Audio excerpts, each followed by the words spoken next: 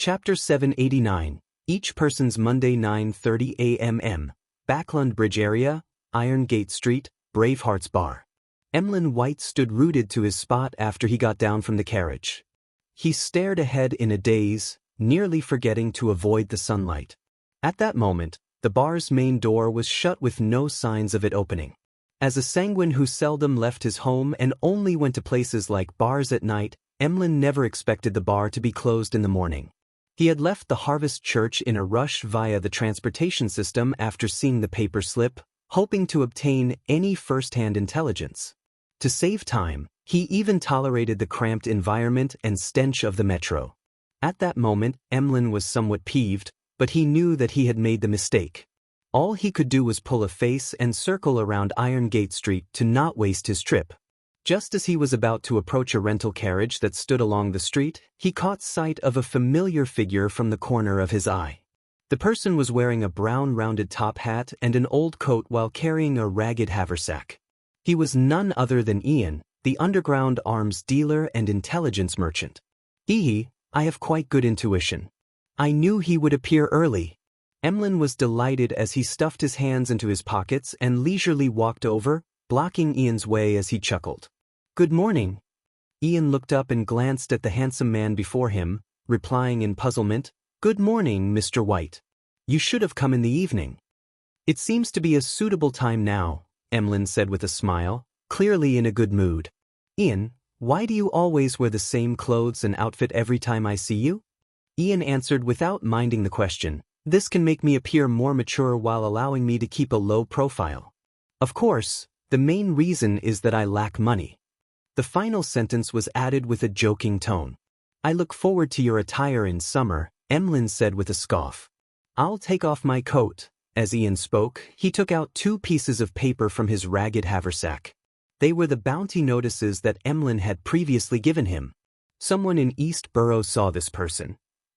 He handed over one of the papers to Emlyn, and on it was the name, Argos. Realizing that there really were clues to the primordial moon believers, Emlyn asked in delight, "Where is he?" Ian didn't reply as he looked at him with a silent smile. Experienced, Emlyn immediately took out his wallet and gave £150 to Ian. "That's your reward." Ian smiled and said, "There's still another half to go." "Another half?" Emlyn nearly wanted to let this merchant in front of him know the prowess of a sanguine. This was because an effective clue cost £20, while an exact location cost £150. However, he quickly read between the lines as he asked in pleasant surprise, "Another one was found?" "Yes." Ian handed him the remaining piece of paper in his hand.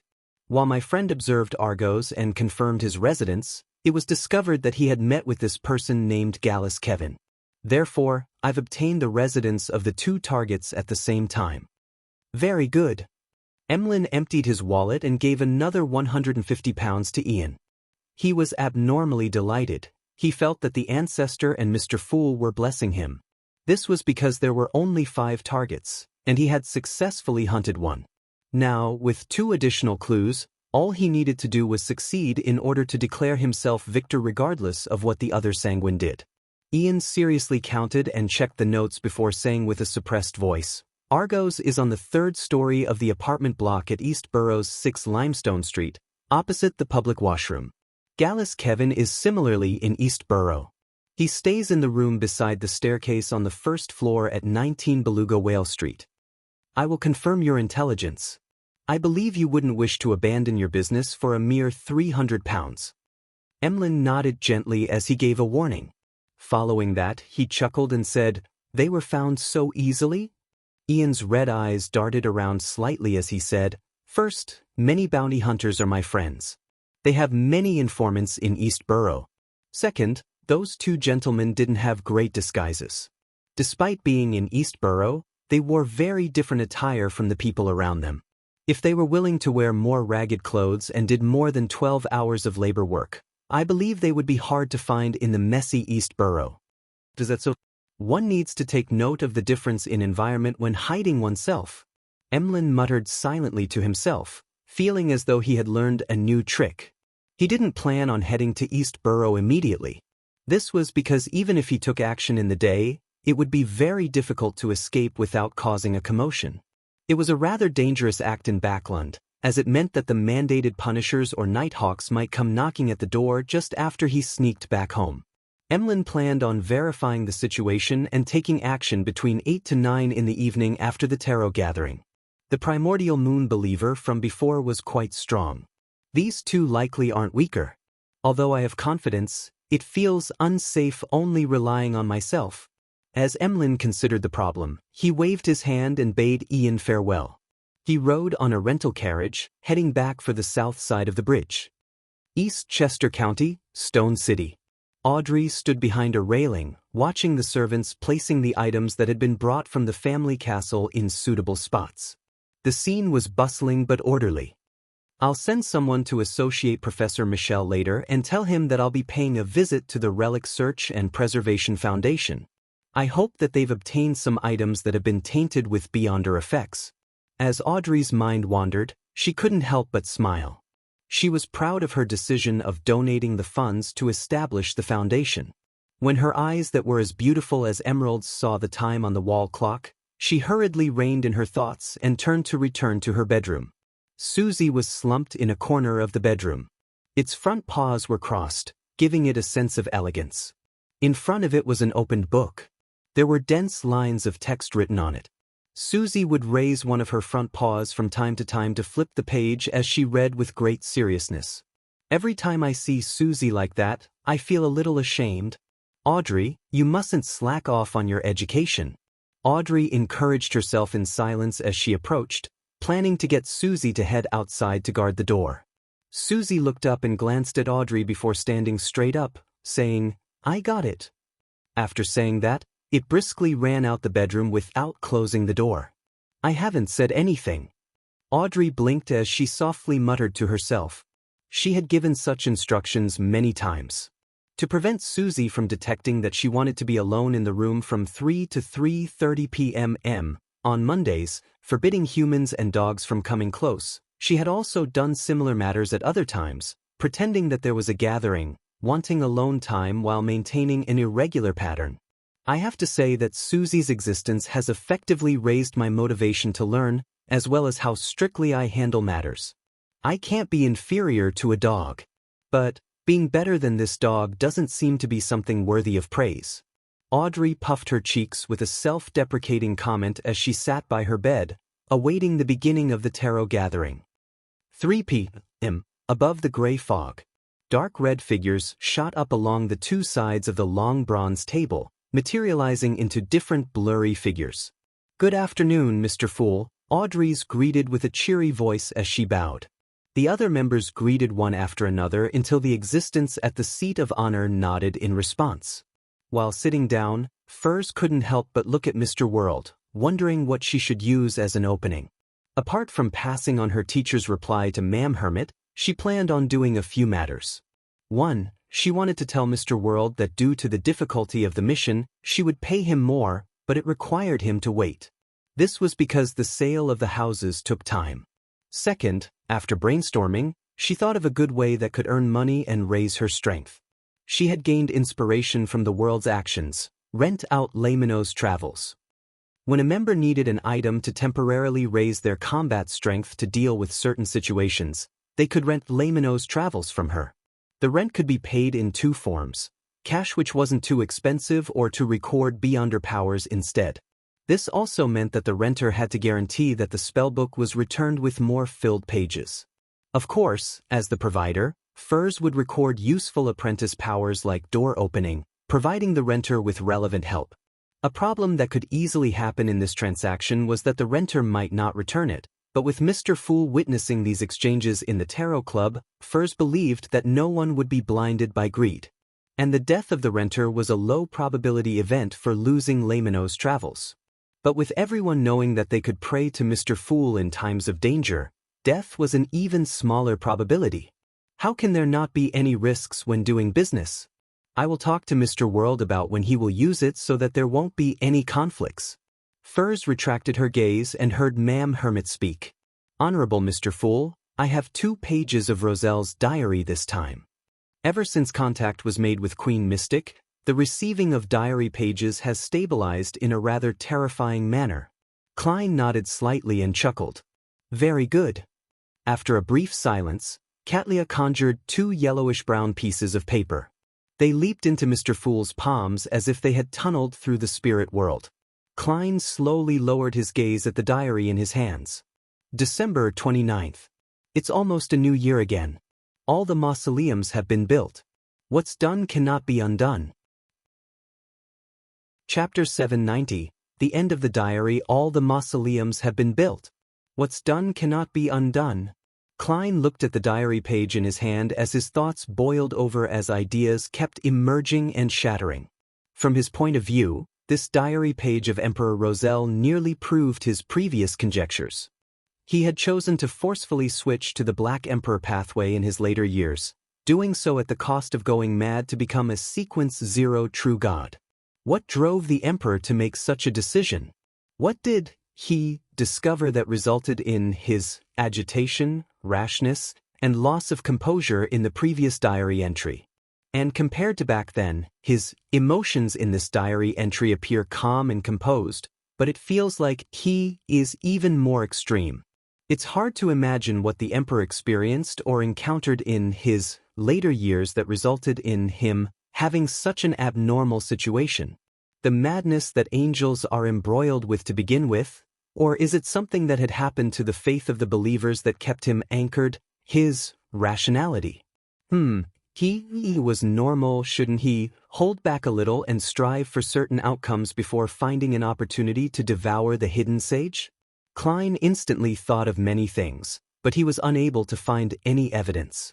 And on this page of goatskin, there were only 2 short lines of text, as though it indicated the final diary page of Emperor Roselle's life. The end of the year or the beginning of the new year was the day he was suspected to have perished in the White Maple Palace.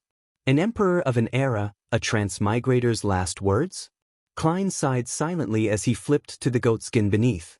The diary page didn't have a date, but at the top of the page was a line in Fasak. Immediately follows the previous page. The words were written neatly and elegantly, very different from Emperor Roselle's handwriting. It was obvious that it was added by someone else. It's probably a note by Queen Mystic, to indicate that this is the last part of the diary, written after the Emperor said that what's done cannot be undone? But why isn't there a date? Klein was deeply puzzled as he read the corresponding content, his gaze freezing up. I believe I'm not the only transmigrator in this world. If there's anyone else who can read my diary, remember to carefully select your Beyonder pathway. Once you choose this, it pretty much confirms your allies and your enemies. I'm unable to give any actual suggestions because I myself can't see the true faces of the 7 deities or those evil gods. This might be partially related to the second blasphemy slate that the ancient organization hides. Unfortunately, I only have a rough idea of the hidden parts, and I'm unable to verify them. Similarly, I don't know what's written on the first blasphemy slate either. A useful warning is to not choose pathways with sequence zeros that are occupied, and also be careful of neighboring sequence zeros and sequence ones. I've suffered tremendously on this aspect. As for what sequence 0 represents, search for my other diary pages if you aren't aware. Haha, this page is equivalent to the afterword of my life. If I succeed, I'll be a god, and it will be another story. If I were to fail, there wouldn't be a future. Perhaps go, my friend who understands my diary, go seek out the secret of transmigration and the truth hidden within. I'll be watching you if I'm still alive. Finally, let me warn you that you have to remember, be careful of the moon. Klein wasn't surprised about there being more than one transmigrator. After all, he had long known of a senior in the form of Emperor Roselle. He was puzzled about the details that the Emperor had used to determine that there wasn't only one transmigrator. This was a very important point, as it held great meaning as to whether there were incomparable problems in his bid to return home. This was like an unknown equation. Without enough examples and conditions, there was no way to obtain the correct answer no matter how he tried to solve it. Only with enough equations could he find the correct answer. The Emperor should have written his discoveries on this matter in the previous diary entries. Unfortunately, I have no way of knowing where it is in order to do a targeted search and recovery. Klein silently sighed before considering the other contents in the afterword. The hidden contents in the second blasphemy slate which the Twilight Hermit order showed? Did they deliberately hide the contents, or did they not actually obtain it? The second blasphemy slate was actually split into 2 parts, with the other half landing in the hands of other factions? My pathway has already been determined. It was selected based on the exclamation found in Emperor Roselle's diary. From the Emperor's afterword, I can be a bit assured. The seer pathway doesn't have a sequence 0 because the mad sequence 1 Zeradol is still alive.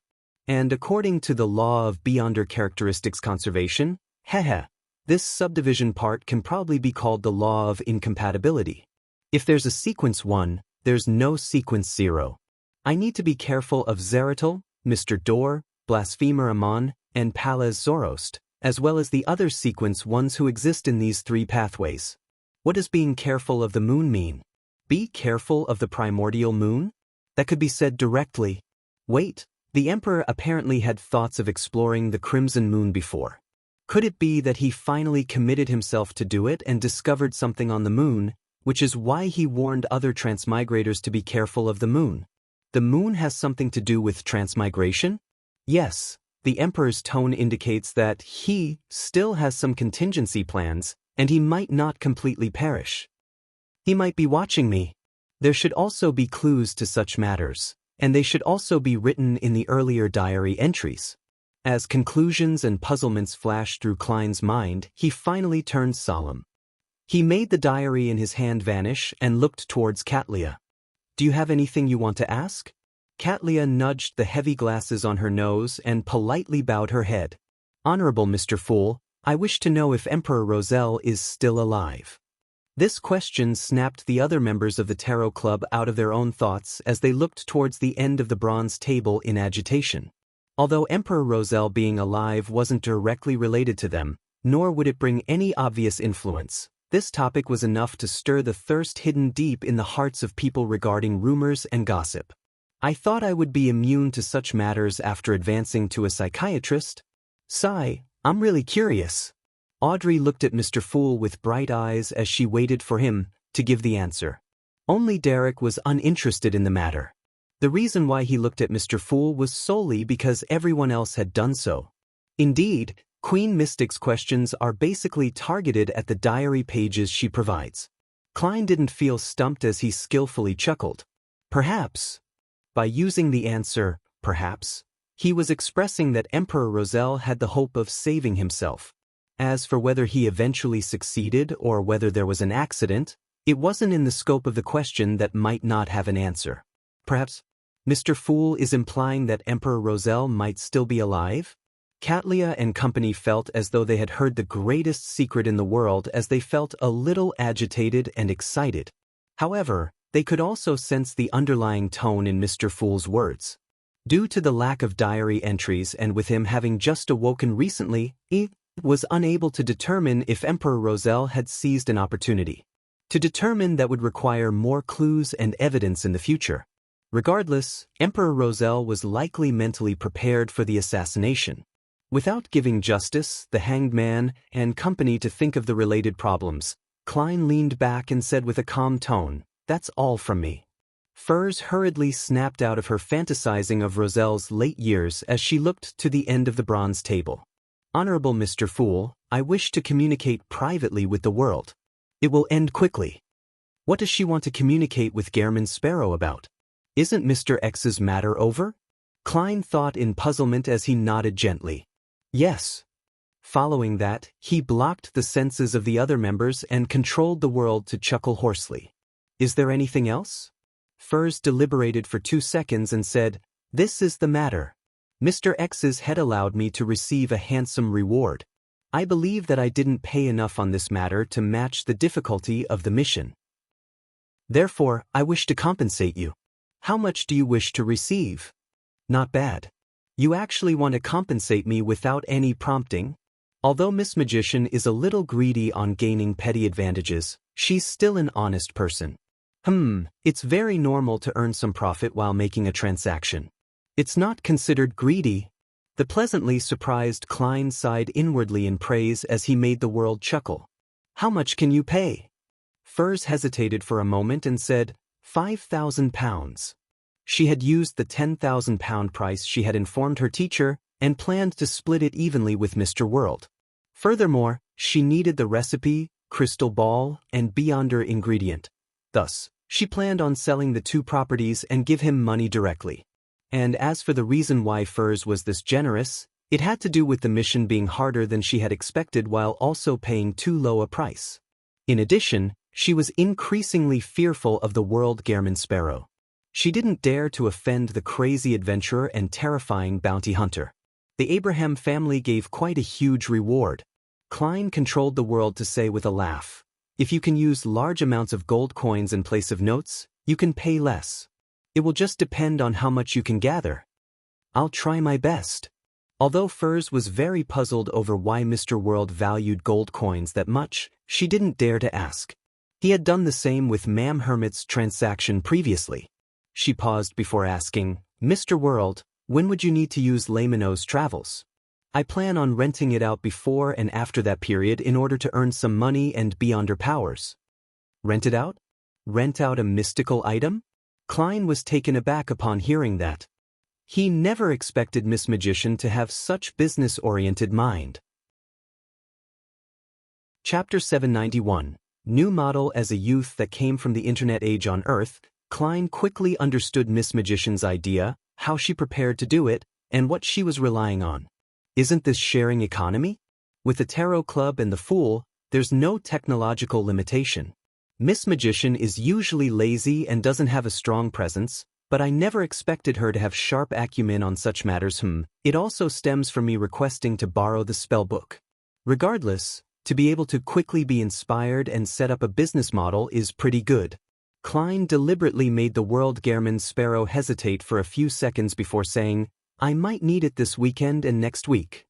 He was estimating this based on the time it took Mr. Hanged Man to return from the Abyss Maelstrom to the Rörsted Sea, while also allocating time for him to stabilize his spirituality and replenish his supplies. When the time came, they would join forces to explore the primitive island with many beyonder creatures. Furs hurriedly nodded. "All right, I will make the arrangements to prevent others from using it." As she heaved a sigh of relief, she requested Mr. Fool that he bear witness for the subsequent rental agreements. After obtaining a confirmation from him, she indicated that she was done with the private communication. Following that, she conjured Layman's Travels and surveyed the table. "Everyone, I have here a mystical item. It has a total of 38 pages. Each page can help the user record beyonder powers they encounter. They will then be able to release it when needed, but it will be slightly weaker than the original power. Each page can be repeatedly recorded. Each record can only be used once. Amongst them, 3 pages can be used to record demigod-level beyonder powers, but the chances of success are very low. It might not succeed 1 in 10 times. First, simply explain the traits of Layman's Travels and its negative effects." It lit up the eyes of Audrey and company. With them no longer being novices in the domain of mysticism or the beyonder world, it wasn't difficult for them to tell the value of Miss Magician's notebook without her making it explicit to them. At the same time, they viewed it as a demigod-level artifact. It resembles a shepherd and the creeping hunger. They allow the use of the beyonder powers from other pathways, but there aren't as many negative effects. There's also a chance to record a demigod power. Draw my own blood. Audrey suddenly shrank her hand back in fear as she thought over the matter. As a powerful noble's daughter, she had almost never been injured from a young age. Therefore, she had an extreme fear of pain that remained an unknown to her. Taking the opportunity when Furs paused, she raised her hand slightly and asked, "Miss Magician, how much do you wish to sell it for?" Audrey believed that her father, Earl Hall, would also be able to recognize the value of Layman's Travels, so it was certain that she could be reimbursed by him. Therefore, she planned on fully satisfying Furs's requirements. She must be lacking money recently, or else she wouldn't be selling such an important and useful mystical item. While Audrey thought in pity, she considered whether she should offer to buy it at a premium. Damn it! Why can't it be put on sale after I return from the primitive island? Alger had a strong interest in Lamino's travels, but he wasn't able to produce the money or materials needed to purchase this mystical item. £1,300 was money that an ordinary person might not be able to save up even in 10 to 20 years, but compared to an item at the level of Lamino's travels, it was nothing. It's worth at least £10,000. If I encounter Beyonders that are backed by powerful factions, it wouldn't be a problem selling it for more than £30,000. Alger swept his glance at Justice, who was inquiring about the price, as well as Katlia, who had nudged her glasses, looking as though she was planning to join the bid. He couldn't help but sigh. He didn't believe that the transaction would fail according to his wishes, having it left unsold before he returned from the primitive island. Miss Justice has money, and the Hermit has Queen Mystic and the Moses Ascetic Order. They don't lack money or resources. Alger adjusted his seating posture as he looked across the table with a heavy look. Emlyn and Derek were similarly interested in Lamino's travels, but it was simply interest. They knew that they lacked the ability to provide anything in a fair exchange. When she heard Miss Justice's question, Furs realized that she had forgotten to mention the most crucial point. She hurriedly added, "No, it's not for purchase. I'm only renting it. When you need it, you can rent it for a short period which will be witnessed by Mr. Fool." "Rent? You can do that?" At that moment, everyone except Klein and Derek were surprised. Without a doubt, they knew what a rental transaction was, but they never expected it to be applied to a mystical item, much less have it appear in the Tarot Club. This was apparently very doable. It was relatively useful for every member of the Tarot Club, and it wouldn't cost them much while remaining affordable. Furthermore, Miss Magician could slowly build up quite a sizable fortune by doing so, but in fact, the best result was to record Beyonder powers. She could gather different kinds of Beyonder powers from various pathways in this way, making it far more efficient than seeking the chance to record it on her own. Alger quickly realized the key to the rental transaction as he was delighted. He asked, "How much is the rental fee?" Lamino's travels corresponds to a sequence 6. It's usually about £5,000, but due to its uniqueness, it costs at least £10,000. Furs had built up quite a bit of experience during her time in the Tarot Club, so after some consideration, she said, "Each rental basically starts at £300. Every additional day is an additional £50. And when returning it, the notebook needs to have 2 additional pages of Beyonder powers than when it was rented out.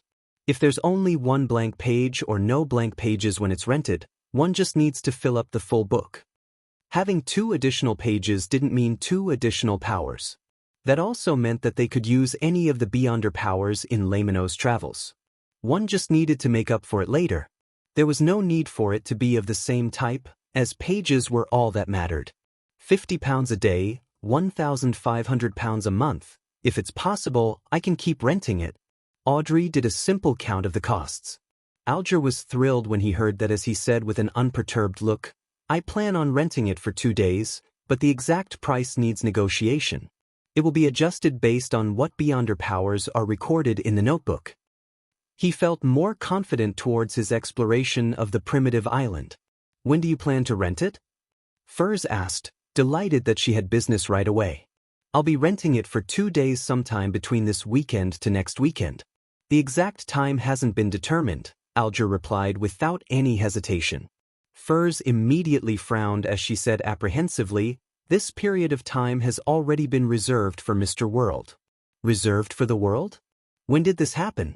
Alger was surprised as he looked at the other end of the long bronze tail. He soon came to a realization that it had been agreed upon during their private communication. Why would they come to such an agreement? Miss Magician doesn't need to have informed him ahead of time. They had other transactions during the private communication? What kind of communications and transactions would they have? Miss Magician had commissioned the assassination of an Aurora Order Oracle. The world had accepted the mission, and one of the traits of the Oracle is the ability to record and use the Beyonder powers of others once. This is identical to Lamino's travels? Does this mean that the world has already succeeded? As such, Miss Magician is indebted to him, and she hadn't fully resolved it. Now, she came up with this method to pay off the rest? Alger eliminated the possibilities and finally felt that he had found the truth.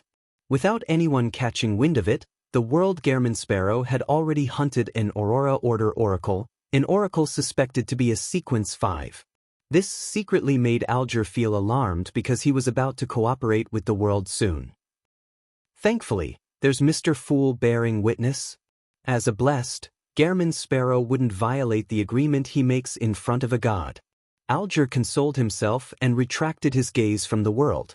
Meanwhile, Audrey and Katlia had recalled the matter of the Aurora Order oracle from the transactions involving both Miss Magician and Mr. World, as well as how the oracle's powers were similar to Lamino's travels. Hence, they believed that the world might have already completed the mission. Renting the spellbook was one of the parts to completing the transaction. Emlyn didn't think about such matters, putting his focus on the unavailability of Lamino's travels this weekend and the following week. In other words, I can borrow it for the next few days? If I have help from this notebook, those two primitive believers wouldn't be able to pose a threat. Emlyn looked around and turned anxious as he leisurely said, "Can I rent it for today and tomorrow?" £400 plus 2 pages of Beyonder Powers. Furs directly announced the price. Emlyn nodded gently. Introduce what Beyonder Powers are recorded first. If they aren't very useful to me, I wish that the price can be lowered because I'll need to waste time recording powers. Furs flipped through Lamino's travels and began to give a vague introduction. Door opening, black screen, tumble, teleport, lightning strike, float, flight, blitz. Why are there so many Beyonder Powers in the storm domain? The world has used it before? He recorded the Beyonder Powers corresponding to Sea God from Mr. Fool? When I return to the cathedral, I should find out what recently happened in Backlund. That oracle couldn't have died without a trace. As Alger listened, he began thinking of investigating the matter. Chapter 792. The Fool's Authority. The hermit similarly thought of the world Gehrman Sparrow from hearing the Beyonder Powers which were recorded in Lamino's travels. I wonder if I can pay a certain price to get the Fool to showcase demigod powers of the storm pathway as well as his domain. This will be better than seeking the help of the Moses ascetic order. That will make them know of my possession of Lamino's travels. I should first write to Her Majesty. Perhaps she will come to the future to showcase her powers. Katlia was increasingly convinced that the spellbook had a value that exceeded its level and was very regretful that Miss Magician was only renting it. After hearing the description, Emlyn heaved a sigh of relief. This was because the Beyonder Powers like lightning were very lethal against artificial vampires. Of course, it was the same for Sanguine. Very good. I was still worried about needing to seek the sun's help and passing Lamino's travels to him to get him to showcase purification powers to be recorded. Emlyn instantly became relaxed as he glanced at Derek beside him while saying to Furs, "Deal." £400 with the recording of a few Beyonder Powers was nothing compared to the completion of his mission. I can earn money quickly and also obtain Beyonder Powers this way. Furs suddenly felt that her future was bright as she hurriedly smiled. All right, I'll get Mr. Fool to transfer it to you after the gathering. Right on the heels of that, she turned to say to Katlia, "Ma'am, the Abraham family's direct descendant has given a reply. Do you wish to communicate privately or have me directly say it out loud?" Katlia thought and said, "Let's do it privately." Soon, the others had their senses blocked as Furs recounted what her teacher said. They don't know much about Mr. Door either. They only know 2 things, no, 3. First, among their ancestors, there is an existence known as Mr. Door. Second, this ancestor vanished in the War of the 4 Emperors. They've been struggling to find him. Third, they will hear ravings that can cause a loss of control during the full moon and blood moon. In addition, they temporarily do not wish to make any direct contact. The third point was added by Furs by herself. She wished that Ma'am Hermit and the Queen Mystic behind her could use this to further understand Mr. Door's matters. This was beneficial in helping the Abraham escape the fate of being cursed. Mr. Door is the Abraham family's ancestor and he vanished in the War of the 4 Emperors. He would create ravings during full moons? The latter was confirmed by Mr. Fool, so there's nothing suspicious. That is to say that although Mr. Door has vanished, he still can affect Beyonders of the same bloodline, as well as living beings that used certain items during the full moon and blood moon. This means that he hasn't completely lost his connection with the real world. This is how the Emperor was able to interact with him. Her Majesty once said that there were members of the Abraham family who worked for the Emperor back then. Katlia had some theories as she gently nodded. If there are any questions, I'll get you to pass them on. I'll pay the remaining £650 today. With £650, along with Mr. Moon's £400, I've made a profit of £1,050 today.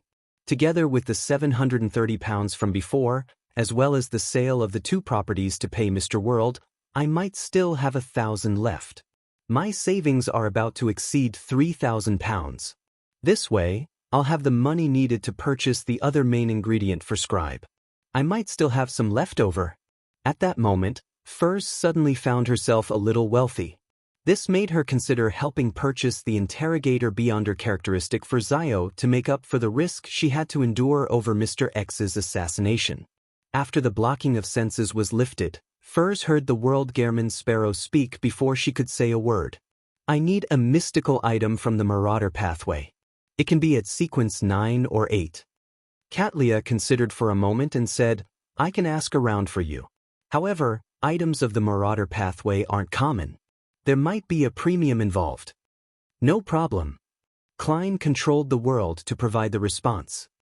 He then made his marionette look at the now wealthy Miss Magician. I want to sell an Interrogator Beyonder characteristic for only £1,000.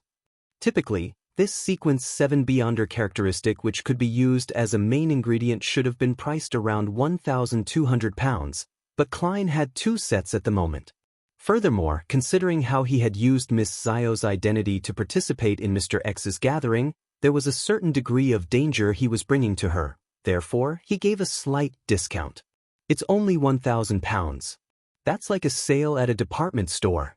But why does Mr. World know that I want it? He is Mr. Fool's blessed. The Interrogator Beyonder characteristic was in his hands, and he is also aware that I can now afford it. Furs was stunned for 2 seconds as she nearly forgot to reply. During this process, Audrey held back the urge to engage in shopping because she knew that Zio needed the item. £1,000? An Interrogator's Beyonder characteristic? Katlia seriously thought over the hidden intent behind the world when she heard Miss Magician say, Deal. I haven't even made my offer. Katlia mumbled inwardly as she maintained her silence. She could tell that the world and the magician had reached a strange level of understanding on this matter, so she didn't interject. Similarly, she also sensed that something good had happened to the hanged man this week. He appeared more spirited than before, appearing more confident. He previously purchased the potion formula and main ingredients to Ocean Songster. He had also asked me where obninsks that do not belong to the Church of Storms can be found. This is likely related to the ritual he has already advanced? Katlia suddenly felt a sense of danger. As the Admiral of Stars who was famous throughout the 5 seas, she always felt a sense of superiority in the Tarot Club. But in recent times, with the World Gehrman Sparrow showing his ability at hunting pirate admirals, followed by the Hanged Man reaching sequence 5, a sequence 5 that made him adept at sea battles, she felt that she no longer had the right to belittle others. She felt a sense of urgency that hadn't existed in her for a long time. However, I have sequence 4 ahead of me. It's the boundary between spirituality and godhood. It's not that easy to advance. I still don't see any hope despite preparing for years. Katlia sighed inwardly as she looked at the World Gehrman Sparrow and asked, Any chances for the blood of a mythical creature? I've been waiting for you to ask this. The fool Klein smiled while watching the transactions as he controlled the world to hoarsely laugh. That angel got me to ask you what you can give him in exchange for a drop of blood. He emphasizes that it needs to satisfy him. Angel? Mr. World directly contacted an angel? Furthermore, he has convinced the angel to provide a drop of blood? Audrey was first alarmed before her thoughts raced as she turned to look at the seat of honor. She suspected that the world, Mr. Fool's blessed, had contacted an angel that was in service to Mr. Fool. She was like the magician, believing that the world only knew of clues to the location of an angel or its remains. They never expected him to directly converse with an angel. One had to know that the grounded angels were equivalent to the leaders of the 7 churches. Indeed, Alger sighed silently, believing that his guess has been verified. As expected of Mr. Fool's blessed. Katlia held back her surprise and shock as she pondered. May I know what pathway this angel is from? The world surveyed the area and said, Monster. Monster, which means it's an angel from the fate pathway. It's no wonder Mr. Fool's honorific name has the words King of Yellow and Black who wields good luck. Audrey, Derek, and company were enlightened, believing that their inferences matched the actual situation and the inherent logic. Their gazes and guesses stirred Klein.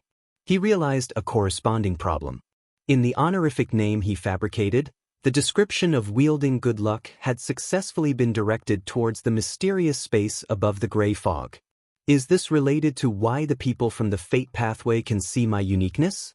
Could this be related to why the Snake of Mercury, Will Septon, took the initiative to establish friendly ties with me? In my honorific name's 3 lines, the first line is a description of my inherent self, and the second is about the corresponding divine domain. Only the third line involves the authority. Will's good luck. Of course, the Fool itself can also contain a certain amount of authority. Klein suddenly felt that he needed to find an opportunity to communicate with the unborn fetus. However, he suspected that the paper crane would tear at any moment. This was because just erasing the original content was already a rather precarious process. At this moment, Katlia said, Thanks for your help. I will seriously consider it and give you a response as soon as possible. She planned on consulting Queen Mystic to see if there were any conditions that would entice an angel from the fate pathway. With the conversation between the world and the hermit ending, the transactions came to a formal end. The tarot gathering then proceeded into a period for free communication. Furs thought for a moment and looked at Emlyn. I'd like to remind you of 2 things. First, be familiar with the powers on each corresponding page. It will be very dangerous if you were to flip to the wrong page and use the wrong power in combat. Emlyn scoffed immediately as he said, I'm very confident in my intelligence. Furs didn't speak further and switched to mentioning, a serious case involving Beyonders happened in East Borough. The surrounding region is on high alert. If you plan on carrying out any operations, take note of that. Emlyn viewed this piece of information with great importance as he asked, Are you aware of what happened? Chapter 793, Surprise Visitor. Upon hearing Mr. Moon's question, Furs nearly blurted out, Of course. Better than anyone else. I'm just not too aware of the details. However, she controlled her mouth in time as she apprehensively looked at Mr. World. At the same time, Alger, Audrey, and Katlia vaguely guessed that the serious matter that had happened in Backlund's East Borough was the assassination of the Aurora Order's oracle. Based on the inferences they had before, it was done by the world. And as Emlyn wasn't a spectator, he wasn't able to tell from her eyes. All Furs could do was force a smile at Emlyn. I'm unable to tell you the specifics. I only know that demigod-level Beyonder powers of the Storm domain appeared back then. The Church of Storms places a great deal of attention over the matter. She didn't dare divulge the reasons on behalf of Mr. World, simply describing what she had seen. She believed that if Mr. World was willing to reveal more, he definitely would have added on to her answer. Demigod-level Beyonder powers of the Storm domain? Audrey and company were taken aback as they instinctively doubted the accuracy of their theories. They had previously imagined that Lamino's travels had been created after the death of the Aurora Order Oracle. Therefore, the world had no way of borrowing Mr. Fool's demigod-level powers to record them before the assassination. The serious case involving Beyonders in East Borough has nothing to do with Mr. World? No, Furz's glance is enough proof that it was caused by Mr. World. But why would a demigod-level Beyonder power of the Storm domain appear? One possibility is that Lamino's travels isn't a result of this assassination but that it originally belonged to Furs. Another possibility is that a cardinal of the Church of Storms or a Beyonder with the corresponding sealed artifact had delivered an attack. If it were the former, needing Mr. World to use the Beyonder powers at the demigod level implies that the Oracle was relatively powerful with the possible existence of a saint backing him. If it were the latter, to have Mr. World still be able to leave safely after such an assault implies his formidableness. Of course, the possibility can't be eliminated that he deliberately lured the Church of Storms to encounter the Aurora Order's Oracle, and while a battle broke out between demigods, he efficiently carried out an assassination during the chaos. Audrey made some guesses based on the details she had observed, and each guess implied one thing: the world had the strength, intelligence, support, and ability, making him one of the top sequence 5 Beyonders below that of demigods. How terrifying! As expected of Mr. Fool's Blessed. When I arrive at a cathedral, I should be able to figure out what happened. Alger also made a basic judgment of the situation as he sighed. All he could do was console himself. With such a helper, the exploration of the primitive island would only be easier. As for Catlia, she shared similar thoughts with Audrey. She planned on asking Queen Mystic about the situation. This owner of the Dawn had previously revealed in her letter that she would be in Backlund for the time being. Demigod-level Beyonder powers of the Storm Domain. Emlyn repeated Miss Magician's words as his head ached. Although he enjoyed staying at home and not heading out, he still needed to head out to get some blood to drink from the hospitals. Being in a big city, he was equipped with common knowledge. Together with his elders' warnings and guidance, he knew a lot about the official organizations like the Machinery Hive Mind, Mandated Punishers, and Nighthawks. He knew the influence that a serious case would bring to the area. If I don't have a good disguise while infiltrating East Borough, I might be caught by the Mandated Punishers before I even approach my targets. Although I have the identity of being part of the Church of Mother Earth and wouldn't be impounded underground or made into a test subject of sealed artifacts, this also means that my operation has failed. I might even have Lamino's travels taken away.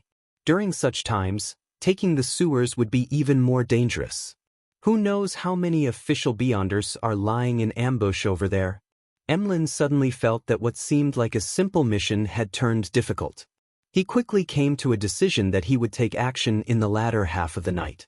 During this time, the low-class residents of East Borough would begin returning home from work.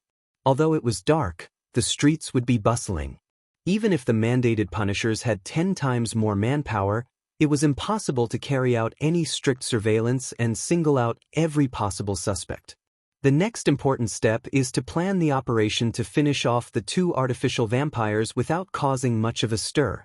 I'll have to consider a situation of an intense battle that's impossible to hide. Wait, Miss Magician had just mentioned that Lamino's Travels has a Beyonder power known as teleport. The problem is resolved. Emlyn heaved a sigh of relief and chuckled. I will keep that in mind. He had said that sentence very calmly and with great confidence, as though everything was in control. This fellow Emlyn was first stumped before feeling relieved. There's a 90% chance he recalled the Traveler's Door in Lamino's Travels. If I hadn't obtained traveling, I definitely would have added the condition that no one is to touch that spellbook's page before the World Gehrman Sparrow. Klein scoffed silently without a word. To him, as there was only one Traveler's Door in Lamino's Travels, he definitely needed to use Creeping Hunger for his return trip to the primitive island. In that case, he might as well exploit the glove as he needed to feed a death row convict to it. He didn't want to waste it. Anyways, I've warned you. Furs didn't speak further, wishing that everything would go smoothly for Mr. Moon. At that moment, Alger turned to look at Little Sunday. Are you still in the City of Silver? Yes, my recent mission is to acquaint myself with my powers and patrol the surrounding area, Derek replied honestly. Alger thought for a moment before saying, has that shepherd elder not looked for you recently? No. Derek paused. The 6-member council seems to be busy with the former chief's mausoleum. As for what it is, I'm not privy to the information. Klein had heard Little Sun mention of the former chief of the City of Silver. It was said that he had built a mausoleum that reached deep underground before moving into it, and he hadn't appeared again. It was suspected that his attempt to switch to Sequence 3 of the Death Pathway had failed. I wonder what happened inside the mausoleum. My spiritual intuition tells me that there's danger involved. Before Klein spoke, he heard Alger say, "Take note of this matter. To investigate the former chief's mausoleum at such a critical moment means that it's something important. It might bring you danger." "Okay." Derek nodded strongly. "I'll do my best to figure out the specifics." The exchange continued. As the members didn't encounter much this week, this segment quickly came to an end. The Tarot Club members began teaching the sun mysticism languages of the outside world as they learned about ancient myths from him. During this process, Audrey was a little disappointed and depressed. She had failed to buy anything or share anything this week, and her participation appeared lacking. "My life has been too quiet and stable. I have nothing to share. However, this is normal. As the daughter of one of the top 3 bankers in the kingdom, a daughter of Eastchester's Earl, if I were to frequently encounter beyonder matters, experiencing alarming and exciting matters every week, that means that the present society and government structure is unable to maintain the order of the beyonder world. It would definitely result in a fundamental change to everything. When I return to Backlund, my contact with the psychology alchemists will increase. I'll be able to change this situation." Audrey rapidly became optimistic, and she stood up and bade Mr. Fool farewell. Over the past half a year, she had read quite a number of useful books thanks to Susie. In terms of profundity and maturity, she was a lot better than before. Backlund Street, Northborough, 160 Backlund Street. After ending the Tarot Club, Klein walked to the attached balcony to his bedroom, and he looked at the surrounding environment, which was filled with vegetation. With Miss Magician's attempt to rent out Laymanos Travels, there will be more of such Tarot Club transactions in the future. Haha, they might not have realized that their own beyonder powers can be sold. Once the rentals happen more frequently, someone will ultimately request someone to help record a particular power. When the time comes, I'll be able to supply beyonder powers of various domains thanks to the numerous mystical items I have. It won't be too expensive, but it's long-lasting, and it will often be in demand. I wonder who will be the first to muster their courage to seek the Fool for help, hoping that a demigod power can be recorded. This needs to be a fair exchange, and a sufficient price needs to be paid. If no one dares take that step, afraid that it's blasphemous, I can let the world be an example. After all, Mr. Fool has shown his friendliness and casualness from the beginning. As long as no mistakes are made, similar transactions can be made. Having the precedent of punishing Ma'am Hermit, I don't believe anyone will belittle the Fool as a result. They would be honored, delighted, and fearful. Klein thought about the Tarot Club as his thoughts wandered, filled with anticipation towards the trade of beyonder powers in the future. At this moment, he heard knocking at the door. "Please enter." Dwayne Dantes with his gray sideburns turned around and said. The doorknob turned and the door opened. Butler Walter in his white gloves walked in and said respectfully, "Sir, Ma'am Mary from the National Atmospheric Pollution Council is here to visit you. Do you wish to meet her?" Mary Schott? The major shareholder of the Coim Company, the lady who got me to investigate her former husband's adultery? Why is she here? Don't tell me that Dwayne Dantes has caught her fancy. Klein was slightly puzzled as he nodded with a smile. "It's almost tea time. Let's have it a little earlier." "All right, I will invite Ma'am Mary to the activity room on the 2nd story." Walter easily understood his employer's intentions. Klein nodded slightly without saying anything else. With the help of his valet, Richardson, he wore his coat and went down to the 2nd story. Soon he saw Ma'am Mary with her tall cheekbones in the activity room. This lady was dressed in a dark blue dress with elegant accessories in an ostentatious but restrained manner. Compared to last year, she appeared more classy and with a higher temperament. "Good afternoon, ma'am. I've always been considering finding a time to visit you. I would wish to hear about your investigations on Backlund's atmospheric pollution." Klein took the initiative to speak politely. Mary replied with a smile, "Unfortunately, I didn't manage to wait for it." After exchanging a few words of pleasantries as they talked about the recent weather, Klein sat on a single-seater as he raised his porcelain teacup. "Ma'am, you seem to have something troubling you?" He could tell that Mary was hesitant and deliberating. Mary laughed as she sighed. "I've heard about your experience and wisdom. I believe that you're a gentleman with excellent foresight." This is the thing. Are you interested in purchasing some of the coin company's shares? But, ma'am, are you in trouble? Klein asked in a staid manner. Mary shook her head.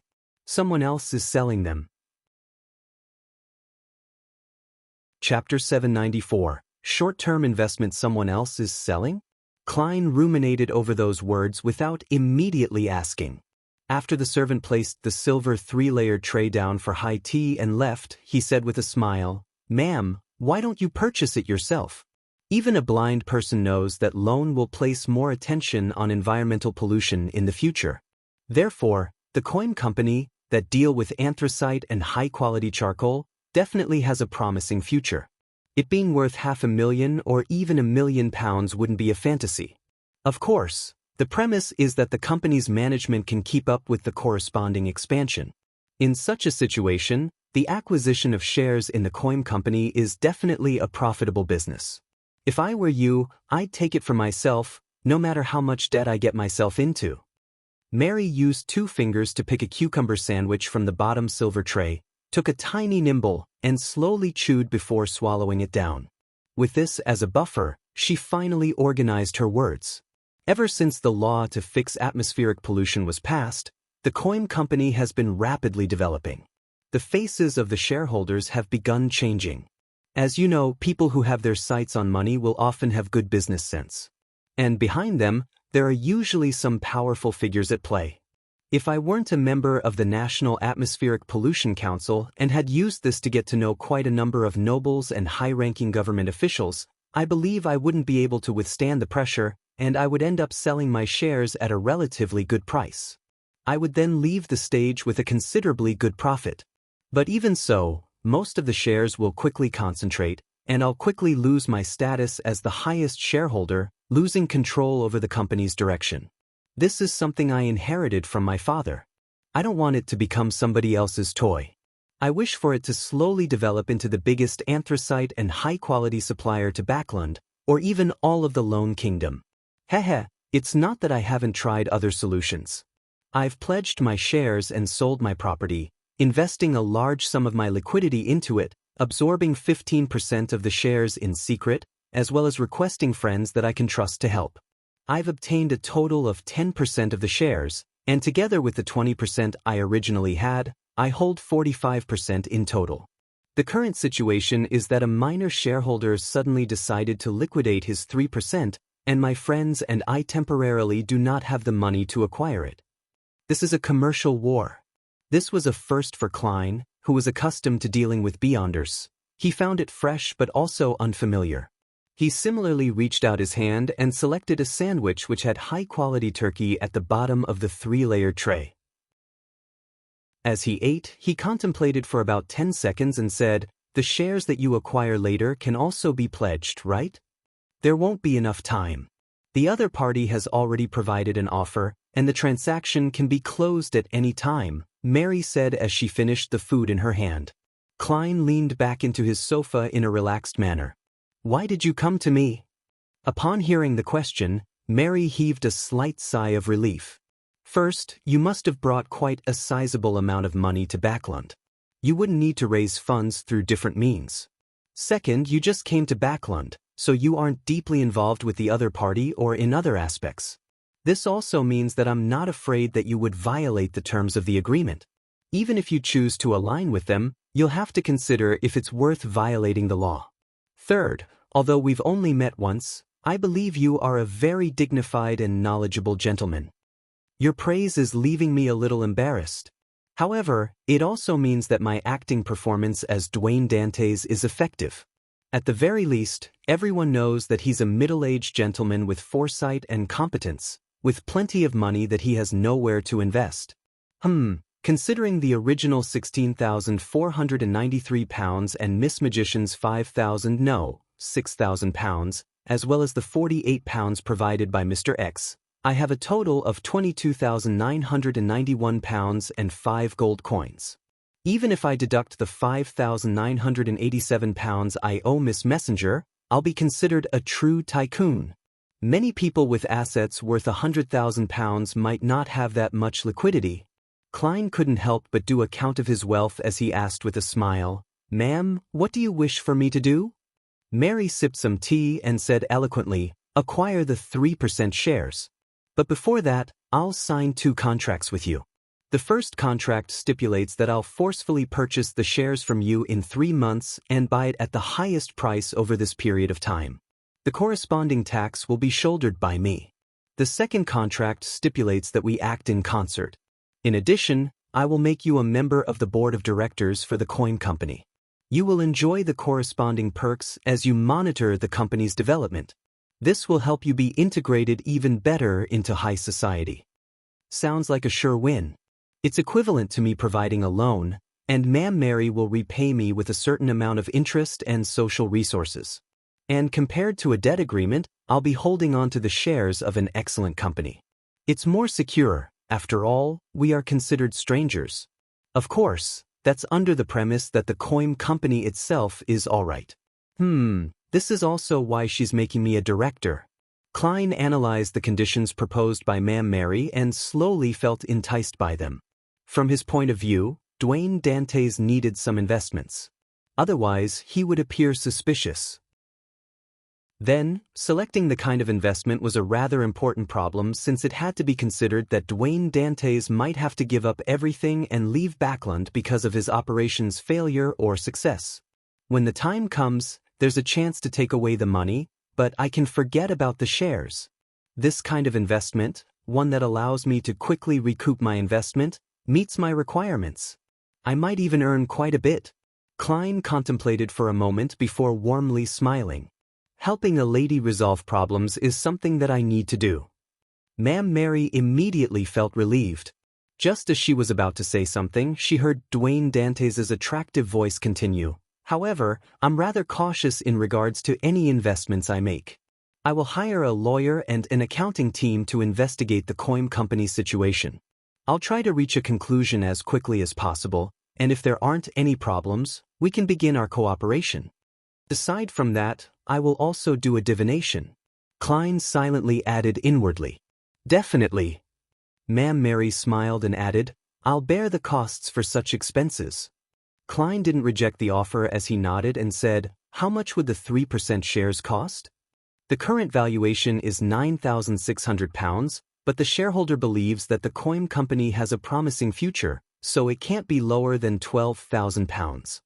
Mary gave him the exact details. Klein used a calm and relaxed manner to smile.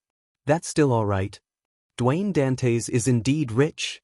Mary thought as she said, "Dwayne, can I invite you to visit the coin company tomorrow?" "That's exactly what I wish for," Klein replied with a smile. At the same time, he couldn't help but think of something. His former landlord, Stellan Sammer's husband, was likely still a manager at Coin Company. Yet another familiar face, but it's not one for Dwayne Dantes. Klein felt wistful for some baffling reason. At 8 p.m., there were still crowds of people entering East Borough from the other streets. Fatigue obviously colored their faces. And this continued almost until 10. Emlyn White had changed into a grayish-blue worker's attire, wore a cap, and hid himself in the alley of the Backland Bridge area while observing the poor that sauntered back and forth.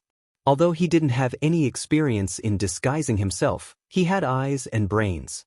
Just a short observation was enough for him to discover the problems with his attire. The most important point was that, compared to the poor who had dirty and ragged clothes, the work attire he had bought in the afternoon was too new and clean, easily attracting the attention of others. Emlyn thought for a moment, returned to the dark alley, and reached out his fingers. Using what he had seen, he began tearing open the areas that were easily damaged.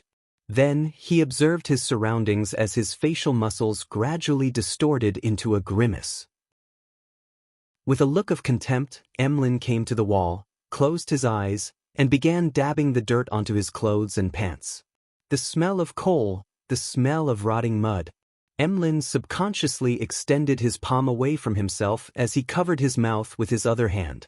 He nearly vomited.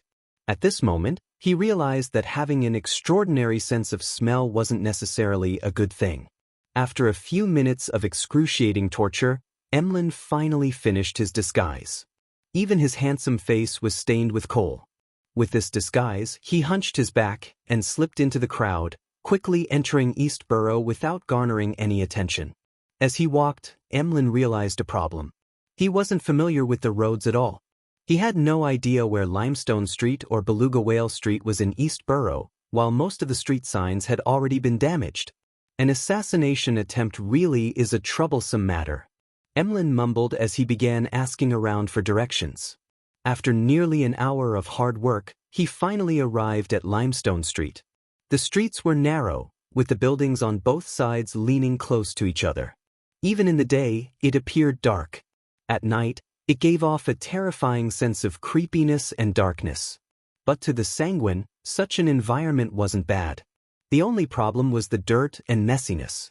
After spraying a medicine that eliminated his scent, Emlyn walked into the condominium at Unit 6, went to the third story, and approached the public washroom with his nose pinched before standing outside the room of primordial moon believer, Argos. Emlyn cocked his ears to listen for a while before he stopped pinching his nose in puzzlement. He nearly fainted from the stench wafting over from the washroom. It took him a great bit of effort to focus his gaze on the room. His sense of smell told him that there wasn't anyone inside, nor were there any corpses. He moved away? Or he isn't back? Emlyn muttered silently in a daze. He never expected his hunt to be so unsuccessful. After reining in his emotions, Emlyn left the condominium and rushed to 19 Beluga Whale Street. This time, he was delighted to discover that someone was home. Gallus Kevin was home. At that moment, Emlyn caught the scent of another person. It was very identical to Argos's apartment at Limestone Street. Two people?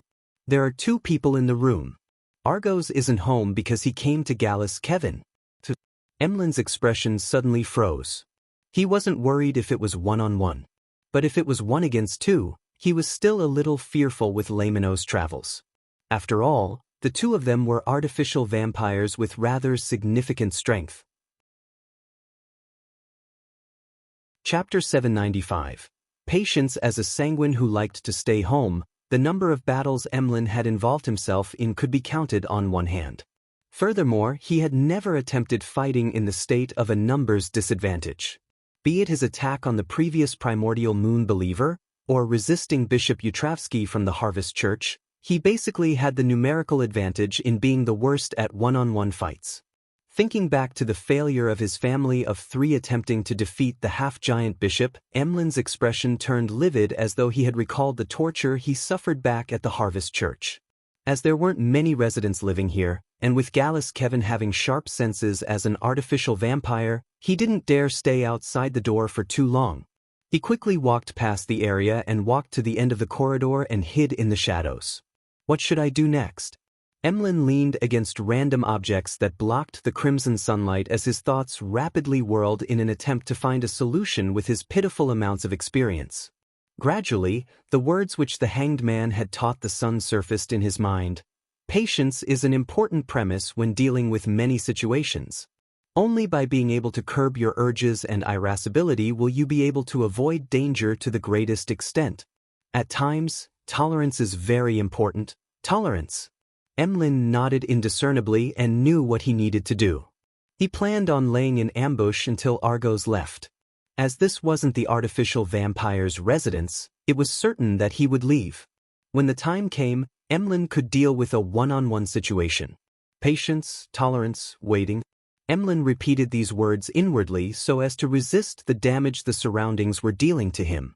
The air wafting through the first floor of the condominium was filled with the stench of piss, rotting moisture, the unflushed smell of feces, the odor of some of its residents, as well as all kinds of nauseating, unpleasant, and disgusting smells.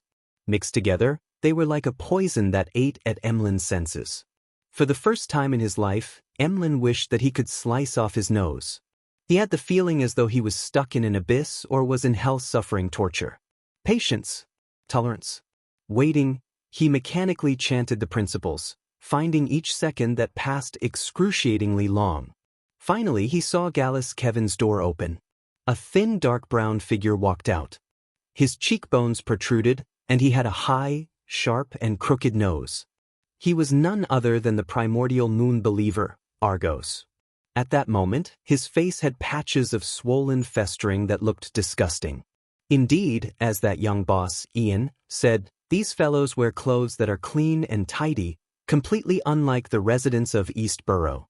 Emlyn became spirited as he watched Argos leave the condominium. After patiently waiting for nearly 5 minutes, he stood up and decided to take action. As his target, Gallus Kevin, was an artificial vampire, Emlyn was rather aware of his opponent's strengths and traits. Hence, he had made preparations in a targeted manner. Gallus Kevin's sense of smell isn't weaker than mine when I just came of age. This actually cannot be confirmed. For him to stay in such an environment, he might have already lost his nose and brains. Besides, his spirituality can't be weak, and he has an innate instinct that's geared towards danger. His vision and hearing can't be too bad either.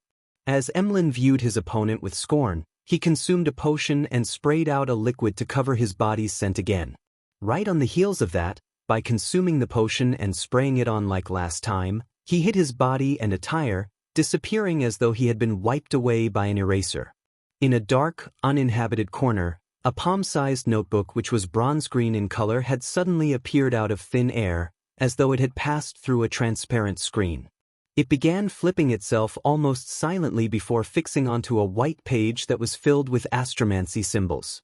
As these symbols vanished, the surroundings brightened up a little. This was the disruption ability of an astrologer. Then, Lamino's travels was retracted, disappearing inch by inch as it was completely concealed by the invisible screen. Prepared, Emlyn recalled his plans. He lightened his footsteps and silently arrived outside Gallus Kevin's apartment without approaching the door. The notebook appeared out of thin air once again before being flipped to the door-opening page. An illusory sound immediately resounded in Emlyn's mind as it prompted him to reach out a hand towards the wall. At the same time, Emlyn cautiously pulled back Lamino's travels into his clothes, using his invisible coat to hide it. When Emlyn's palm finally pressed the wall, he saw a ghostly blue, incorporeal, blurry door appear before his eyes. It was embedded in the wall, but it also showed signs of masonry at the bottom. Cocking his ear to hear the goings-on inside the house, he took a sniff of the air before taking a step forward. He then passed through the ghostly blue door as if he was passing a screen of water. The scene before him changed immediately. It was filled with walls covered in stains and 3 wooden beds on the side, a worn-out cupboard, and all kinds of miscellaneous items. This was the inside of Gallus Kevin's apartment. As for the ghostly blue door behind Emlyn, it had long vanished as if it had never existed before. Cautiously surveying the area, Emlyn caught sight of his target, Gallus Kevin. This primordial moon believer was a good-looking mixed blood. He had long hair that reached his shoulders, and his eyes were a little red, as though he didn't fully acquire the eyes of a sanguine. At that moment, he was sitting by the side of the bed, staring at the door, his thoughts a mystery. Emlyn circled to his side without causing a commotion. He took out Lamino's travels, which he ensured was in a blind spot, and he flipped to a page that left his fingers slightly numb. It was a yellowish-brown goatskin page. The surface was filled with all kinds of ancient and distorted symbols and patterns. Together, they constructed a figure that looked like a thin tree with outstretched branches. After adjusting his angle, Emlyn slid his finger across the page. Suddenly, silver lightning illuminated the room as if it was daytime. A sizzling sound was heard as the lightning smote Gallus Kevin on the head, charring the primordial moon believer instantly. His body convulsed as his eyes lost focus. The silver bolts of lightning continued snaking around while Emlyn's figure surfaced behind the frozen target's back. He reached out his right palm and clenched his opponent's neck. "Gotcha!" He calmly snapped Gallus Kevin's neck and yanked off his head and tossed the body away, eliminating the possibility of letting his opponent heal himself with his strong restorative powers. But Gallus Kevin's headless corpse collapsed to the ground as blood sprayed everywhere. An artificial vampire lost its life just like that. Emlyn's calm expression was quickly replaced with surprise. He looked at the head in his hand with disbelief. He realized that Gallus Kevin didn't realize what was happening even upon death. Fixed in his eyes were pain and puzzlement. "It's that easy? It happened like a breeze?" Although Emlyn was proud, he didn't believe that he could finish off an artificial vampire that easily. However, reality told him that it was as easy as a breeze. A lightning strike that can cause paralysis, together with my high movement speed, had allowed me to instantly kill my target. The premise is that he's weak to lightning, allowing him to be easily paralyzed. Also, I had interfered with his spiritual intuition ahead of time and avoided attacking him head-on by passing through the wall. Those were key to my success. After a few seconds of surprise, Emlyn recalled the details and concluded plenty of useful experience. This made him truly realize the potency of matching Beyonder powers, as well as the value of Lamino's travels. It's no wonder Mr. Hanged Man was the first one to have thoughts of renting it. Emlyn reined in his thoughts and looked at the blood that gushed out of Gallus Kevin. His throat couldn't help but move. He hadn't had that much fresh blood in a while. However, he didn't dare drink it. This was because the deceased Beyonder characteristic had yet to appear. The blood would still contain parts of it, and drinking it would easily result in excessive Beyonder characteristics, adding the risk of losing control. This wasn't conducive to his subsequent operations. Emlyn retracted his gaze and surveyed the surroundings. He found a stack of old newspapers and a tiny wooden chest. He planned on using that to store Gallus Kevin's head in. And before that, he sat down and waited for the Beyonder characteristic to appear. 2 minutes later, Emlyn suddenly looked up at the door. He heard footsteps. Immediately after that, he caught the scent of Argos. Why is this artificial vampire back? He returned midway? Emlyn White instantly became a little nervous, unsure how he was going to handle the issue. Thump. Argos knocked on the door from the outside without making a sound. This resulted in an abnormal silence. Emlyn was stunned. He immediately understood that Argos had caught scent of the blood and knew that something had happened inside. What should I do? Rush out and finish him? No, others will see me if I do so. I would then be caught by the official Beyonders. Emlyn instinctively took out a potion and planned on hiding himself again. Suddenly, he had an idea. Exhaling silently, Emlyn placed Gallus Kevin on the bed as he drank an invisibility potion and spewed out the corresponding amount of liquid. Slowly and very gently, he moved to a corner of the room and hid there. This way, it made it seem like the assassination was completed and that the murderer had long fled the scene. As time passed, aside from the occasional passing by of the residents, there was silence both inside and outside. Suddenly, Gallus Kevin's window creaked open as a pair of eyes shot its gaze inside. After careful inspection, Argos, with a festering face, leaped into the room and slowly walked to the corpse which was still indistinctly expelling the Beyonder characteristic. In the corner, Emlyn White secretly took out Lamino's travels while Argos wasn't looking in his direction. He flipped to another page of Lightning Strike. At this moment, Argos's sight landed on the bed and on his companion's head, as well as the stack of old newspapers and the tiny wooden chest. His pupils suddenly constricted.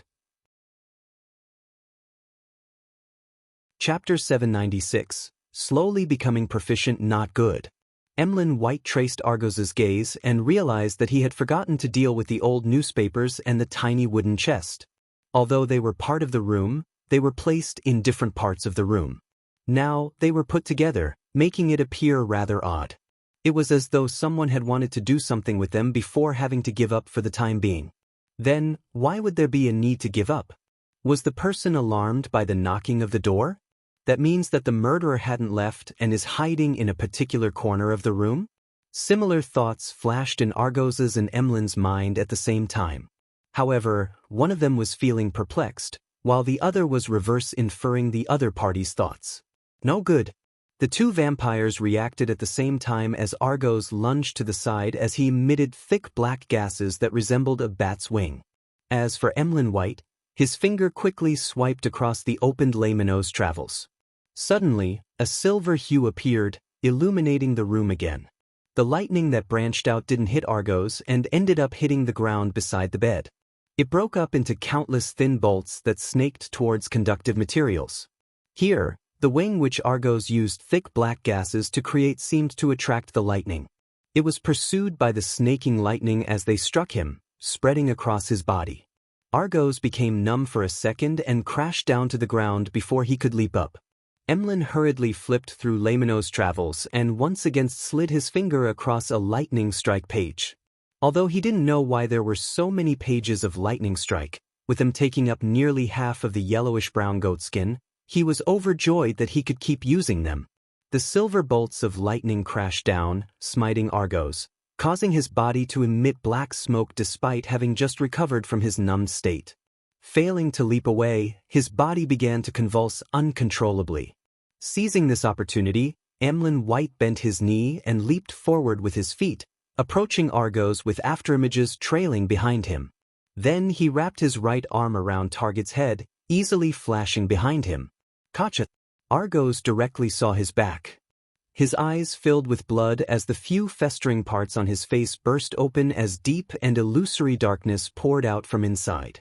Emlyn had no idea what had happened.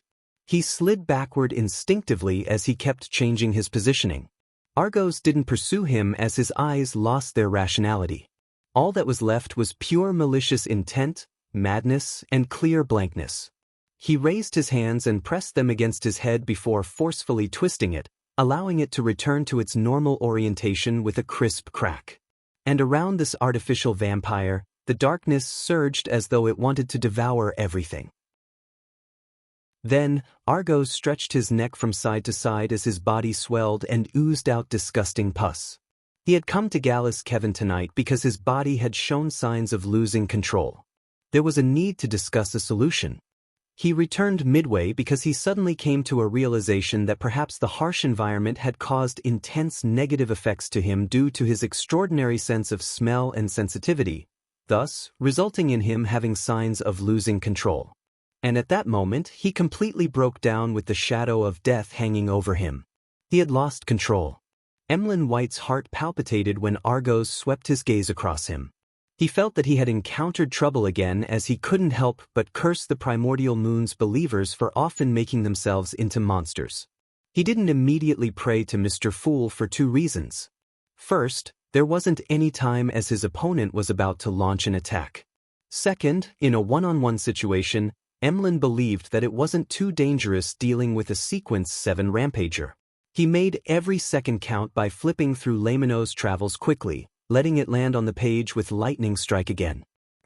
Thick, distorted bolts of silver lightning smote down heavily as it flailed its claws, striking the mutated Argos. At that moment, the lightning seemed to shatter the surging darkness, but it also seemed to be devoured by it. The two vanished at the same time, leaving behind Argos who had finally locked his sights onto Emlyn. This artificial vampire who had lost control produced afterimages as he pounced towards his target. Emlyn crouched down and rolled, dodging the lethal strike. At the same time, he reached his free right hand into his pocket and took out a metal bottle. Bam! As Argos quickly turned around, he instantly appeared near his enemy.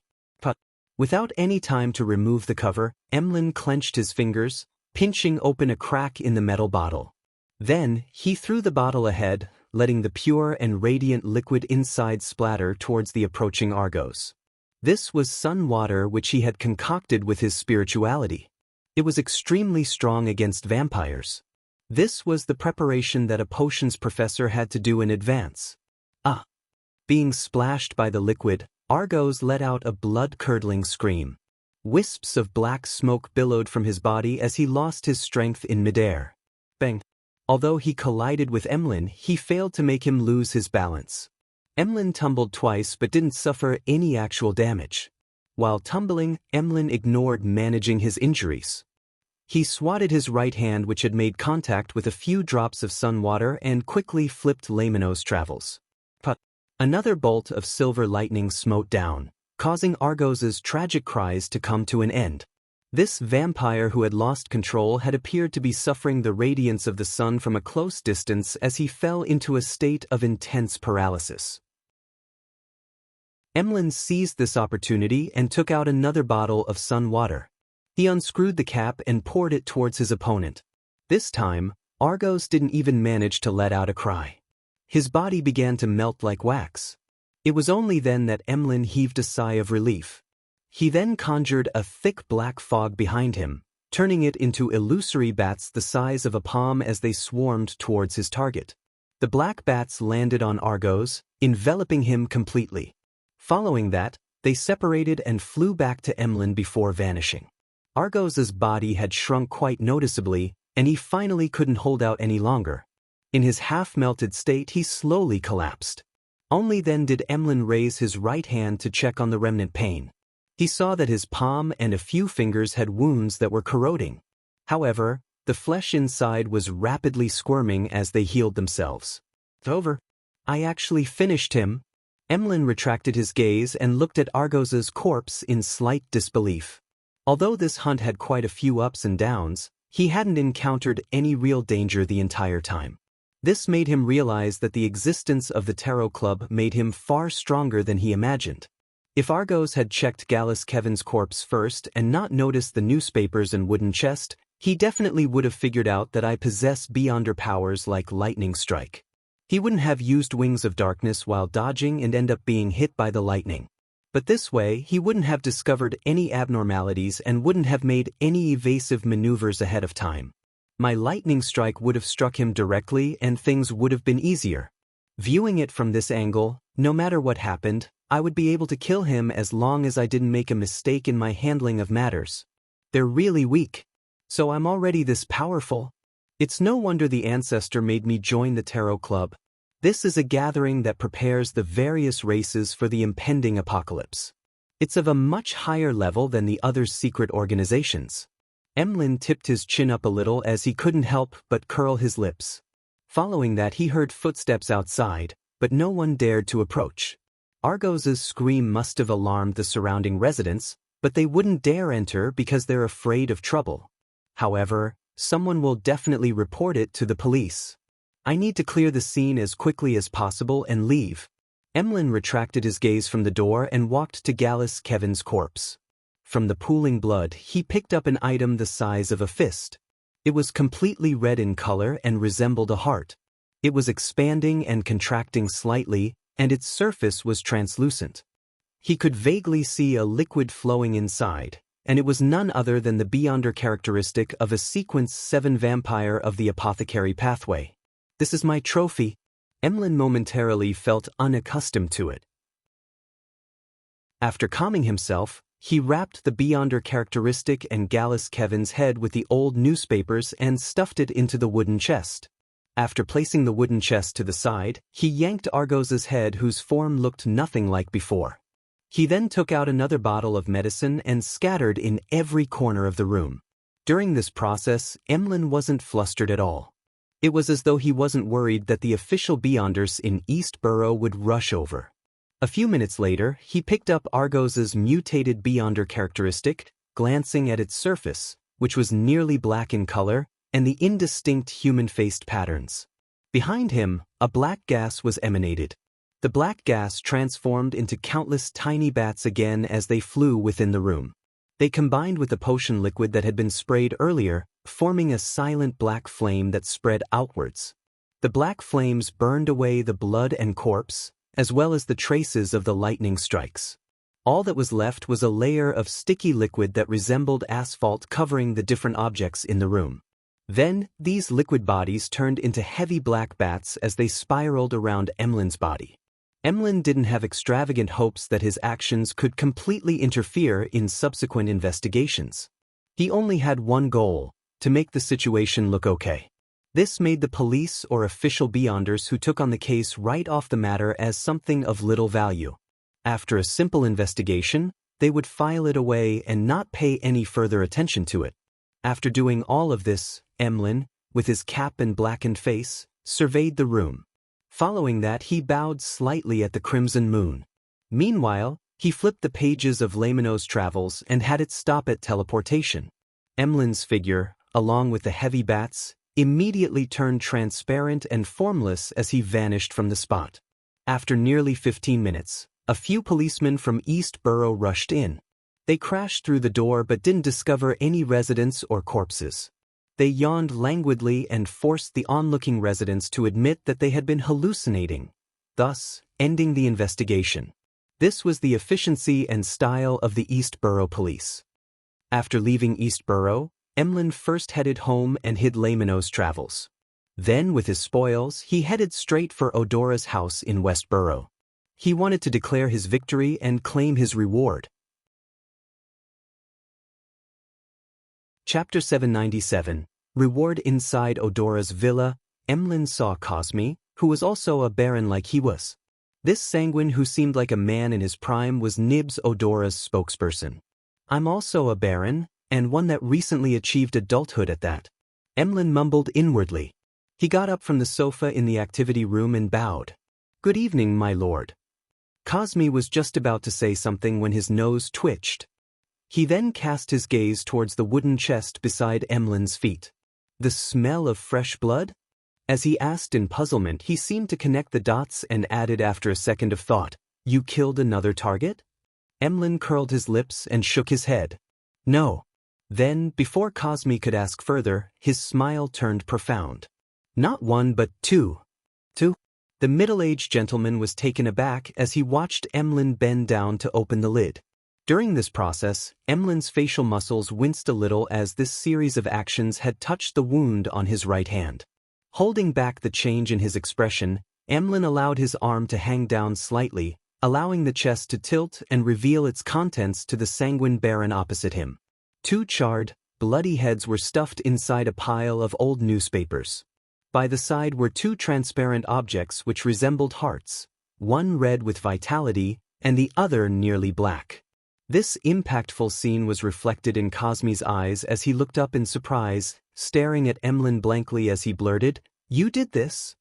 Although he had only managed to recognize one head being Gallus Kevin's, but the two vampire Beyonder characteristics couldn't be faked. Emlyn put down the wooden chest and allowed his right hand to hang down naturally. Surreptitiously, he flicked his right hand very slightly along the corners of his trousers as he replied with a smile, "Of course. This is the thing.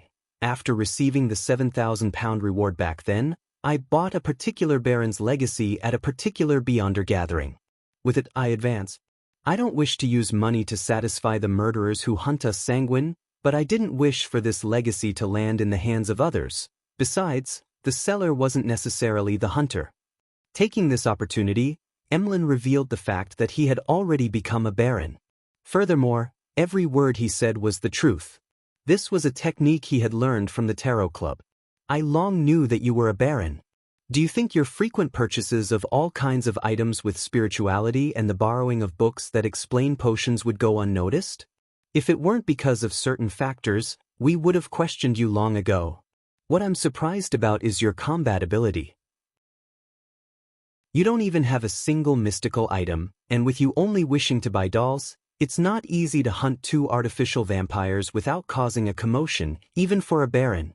Even I would need to make plenty of preparations and acquire detailed intelligence before it's possible. Without anyone noticing it, Emlyn is already this strong?" Cosme Odora couldn't help but lampoon as he revealed a fake smile. "So that's the reason. Emlyn, why did you hide it from us? Don't you wish to be addressed as Lord by the other sanguine?" Emlyn glanced at the sanguine's expression and tilted his chin. "I was planning on telling everyone, but since there was the hunting competition, I decided to give everyone a surprise. Cosme, I've already hunted 3 of the primordial moon believers, and you gave 5 targets. Does this mean that I've won?" He couldn't wait to change his form of address from Lord to Cosme. Cosme's eyelids twitched as he chuckled. "Yes, that's right. You can ignore the 2 other targets. Leave it to Russ Bathory and the rest. This way, they might still be eligible for a consolation prize." Having said that, Cosme found his attitude a little too cold, so he hurriedly asked in concern, "Were you injured?" "A little." Emlyn raised his right arm and stretched his fingers. To be frank, on his hunt that night, the worst injury he suffered was after he teleported out of Eastborough. He had ripped apart his skin to wipe his blood across the cover of Lamino's Travels. Cosme didn't develop the topic as he said after a few seconds of silence, "Congratulations on being the victor of this hunting competition. You will receive 2 prizes. First, if there's a chance to become a viscount in the future, you will enter the final list of candidates, receiving free help for the ritual. Second, you will obtain a mystical item. It's a ring personally created by the ancestor. Although it doesn't contain any godhood, it possesses potent and very mystical powers. As the ancestor didn't name it, we all call it Lilith's ring. Also, according to convention, these two Beyonder characteristics will belong to the entire Sanguine race. This way, we might be able to have 2 more newborns, and you would receive £3,000 in cash in return. A ring personally created made by the ancestor. Although Emlyn was somewhat disappointed that the reward wasn't a Viscount's Beyonder characteristic, with it only being candidature and a free ritual, the ring made by Sanguine ancestor Lilith herself was enough to put things right. To a proud Sanguine with a sense of racial superiority, this was the highest form of honor. As his joy was quelled, Emlyn, who had participated in several tarot gatherings and had completed 2 hunts, felt that things weren't that simple. I was sent by the ancestor to Mr. Fool, and now I'm receiving a ring from the ancestor? Isn't that too much of a coincidence? Emlyn thought for a moment and couldn't figure out the answer. He finally decided to pray to Mr. Fool later, describe the entire situation, and see what advice he could give him. Noticing that Emlyn's joy had subsided and that he had remained silent for more than 10 seconds, Cosme cleared his throat. That ring and the cash will be given to you tomorrow. When the time comes, I'll summon Russ Bathory and company, officially announcing your victory in this hunting competition. Then the ring will be given to you. No problem. Although Emlyn lacked the experience in such matters, he knew that rewards couldn't be given in private. It needed to be given in front of all the participants. Without staying any longer, he bade farewell and left Odora's villa in a rental carriage. As the carriage slowly drove off, Emlyn took a look at the crimson moon which was hanging silently in the sky. His mind gradually calmed as he couldn't help but recall everything that happened that very day. From that, he concluded lessons and gained experience. Finally, he began counting how many Beyonder powers he needed to record onto Laymanos travels. I used all of the 5 lightning strikes. 1 teleportation, 1 door opening, 1 astromance, a total of 8 times. In addition to that, I need to pay 2 additional powers, making it 10. This will be a little difficult. There are some Beyonder powers that probably can't be recorded, for example, my self-recovery powers. I can only repeat them. After I obtain the Ancestor's Ring, I can try recording the Beyonder powers it possesses. Lilith's Ring? Above the gray fog in the palace that looked like a giant's residence, Klein sat in the high-back chair belonging to the Fool as he quietly pondered over Emlyn White's prayer. He had originally imagined that he would be woken up in the middle of the night, having to provide a particular inexperienced vampire help, but to his surprise, Emlyn had finished everything by 11 and had even submitted the mission in. Back then, Emlyn prayed to the Fool because of a revelation from the ancient god, Lilith. Now, he has received a ring. Regardless of who Lilith is, I need to be wary and observe. Klein seriously contemplated for a few seconds before replying to Emlyn's prayer in a staid manner. When praying to me or participating in the gathering in the future, take off that ring. After giving his instructions, Klein returned to the real world. Without worrying about being woken up in the middle of the night, he slept till daybreak. After breakfast and taking a rest, it was time for his etiquette lessons with Wyanna. It was a special lesson for the ball he was hosting at his residence on the weekend. Wahana's soft black hair flowed as the ends of her dress twirled while she led Dwayne Dantes into familiarizing himself with the opening dance. In the brisk and comforting music, this etiquette teacher suddenly said, "I heard Ma'am Mary visited you yesterday afternoon?" "Yes." As Klein poignantly reflected on how there weren't any secrets in the world of social networks, he nodded frankly. Wyanna nodded gently and said after 2 seconds of silence, "I heard that Ma'am Mary has pledged all her shares to the bank to borrow a large sum of money. This is a warning for me to be careful, so that I wouldn't fall into a scam. The help I previously provided had not only allowed me to quickly enter the social circles in Buckland Street, but it has also continuously brought me benefits. However, Ma'am Mary's pledging of shares was to secretly acquire more shares."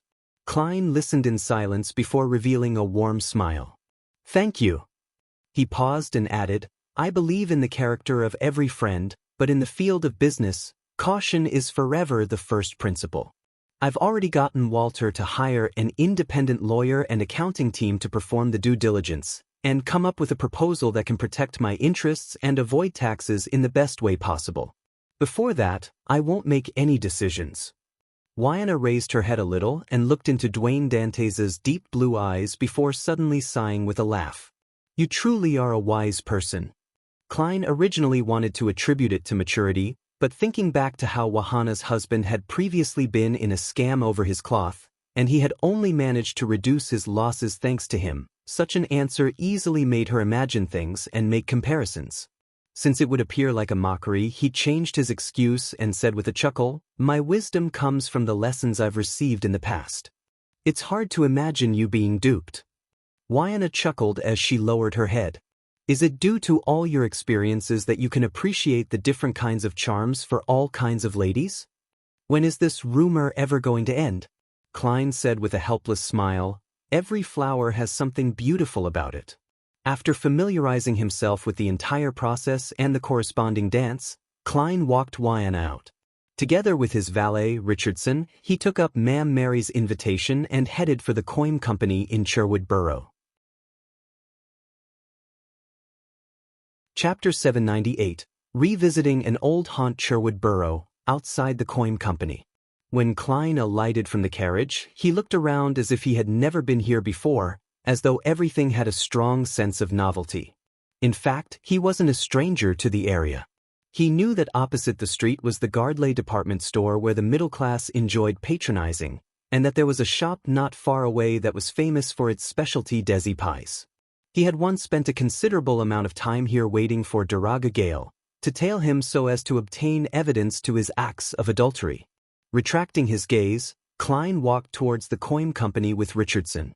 Ma'am Mary and her lady's maid were already waiting there. In the relatively conservative Lone Kingdom, a lady's servant had to be of the same sex, otherwise it would result in nasty gossip, affecting her social relationships and marriage. Therefore, even though Ma'am Mary's lady's maid needed to play the role of her secretary to a certain extent, with her understanding societal etiquette, commercial knowledge, and having a certain level of negotiation skill, all she could do was select from women with good education or with relevant working experience without considering any men. Similarly, gentlemen needed to have valets and commercial secretaries of the same sex. Of course, even so, there were always people who couldn't rein themselves in and engaged in immoral acts. Every year, there were cases of servants and their employers having relations. Amongst them, the maids were mostly the victims. They were either cheated, forced, or enticed to become the male employer's lover. When they were eventually discovered, they would be fired, losing their jobs. Then, their reputation would be destroyed, making them ineligible options for servants again. Many a time, they had to become prostitutes. "Good afternoon, Dwayne." Ma'am Mary welcomed him with a smile. Klein bowed and said, "Good afternoon, ma'am. It really is a flourishing area." Such a topic was roughly equivalent to talking about the weather. After Mary exchanged pleasantries with him, she led Dwayne Dantes through the Coin Company's entrance and said with a smile, "Later, there will be professionals giving you an explanation as they show you around. After about half an hour, head on up. I've prepared a buffet and invited a few friends in different circles." Friends in different circles. This is her trying to expand my social circle? Very sincere. Klein nodded slightly and said, "As someone not from the area, I always look forward to knowing more friends, having just come to Backlund." "No, you're nothing like that. If I had the liberty of saying it, you're a true Backlund gentleman who has received excellent education," Ma'am Mary replied politely. As they conversed, they passed through the door and entered the reception area, which had excellent lighting. A stocky man in a suit with a beautiful mustache stood there waiting. "This is Luke Sammer. He is our Coin Company's first manager." Mary introduced him to Dwayne Dantes. "Actually, I know him." Klein looked at Luke and nodded with a smile. To him, Luke Sammer was a rather staid, professional gentleman. He enjoyed machinery and was a very gentlemanly person at banquets.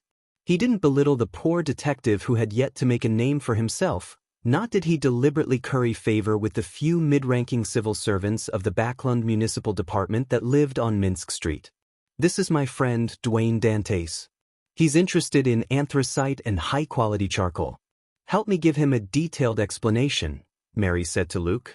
Luke, who had been informed ahead of time, took a step forward and looked at the tycoon from Desi Bay.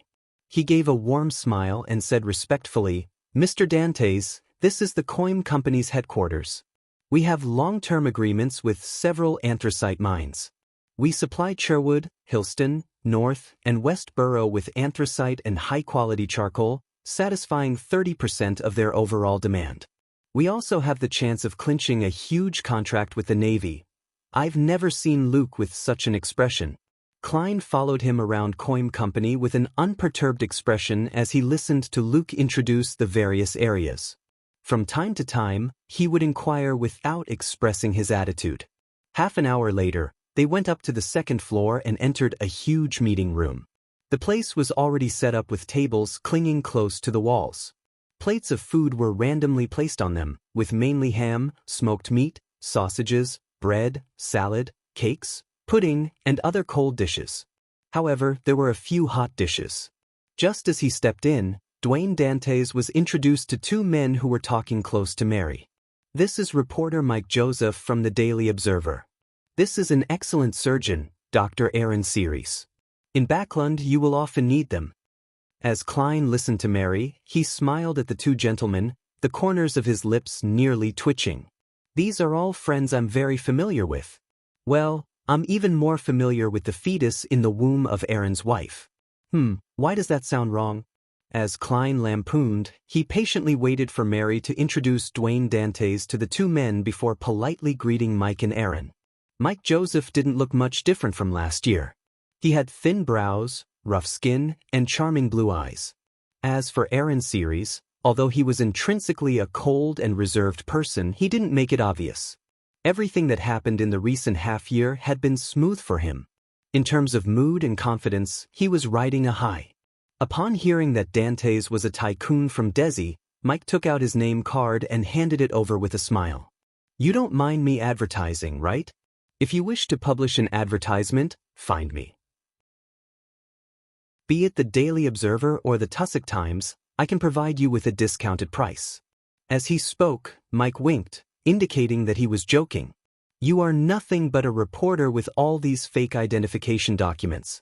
Why didn't you mention the discount price advertisements to Sherlock Moriarty in the past? You were looking down on the detective, were you?" Klein lampooned and exchanged name cards with him. "I've always had such needs." Following that, he turned to Aaron and handed another name card to him. "I was recently ill and recovered only recently. I'm very aware of how important a doctor is. I'm a surgeon, so I believe you wouldn't wish to meet me that much." Despite saying so, Aaron still received the name card. "No, I'd love to meet you. I even wish to join the party of your child's birth." Klein mumbled, deliberately leading the conversation to the field of medicine and having a good conversation with Mike and Aaron. He had previously been stressing over how to close ties with Aaron to re-establish connections with a particular unborn fetus. After all, the paper crane was about to tear at any moment, making it unusable for even one more attempt. As for Sherlock Moriarty, it was difficult for him to openly appear in Backlund to pay Aaron a visit, much less participate in the birth party. There aren't any problems now. With Ma'am Mary's introduction, I can very naturally get close to Aaron. When the time comes, I'll definitely be invited. I might even be made the godfather of a particular snake of Mercury. After all, we are all believers of the goddess. Will this make a particular fetus angry? I'd better be careful. I definitely wouldn't mention this unless Aaron mentions it.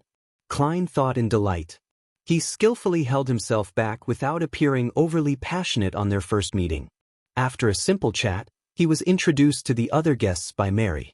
During this process, Klein didn't forget to get some food and water, making him appear to easily adapt himself to the environment.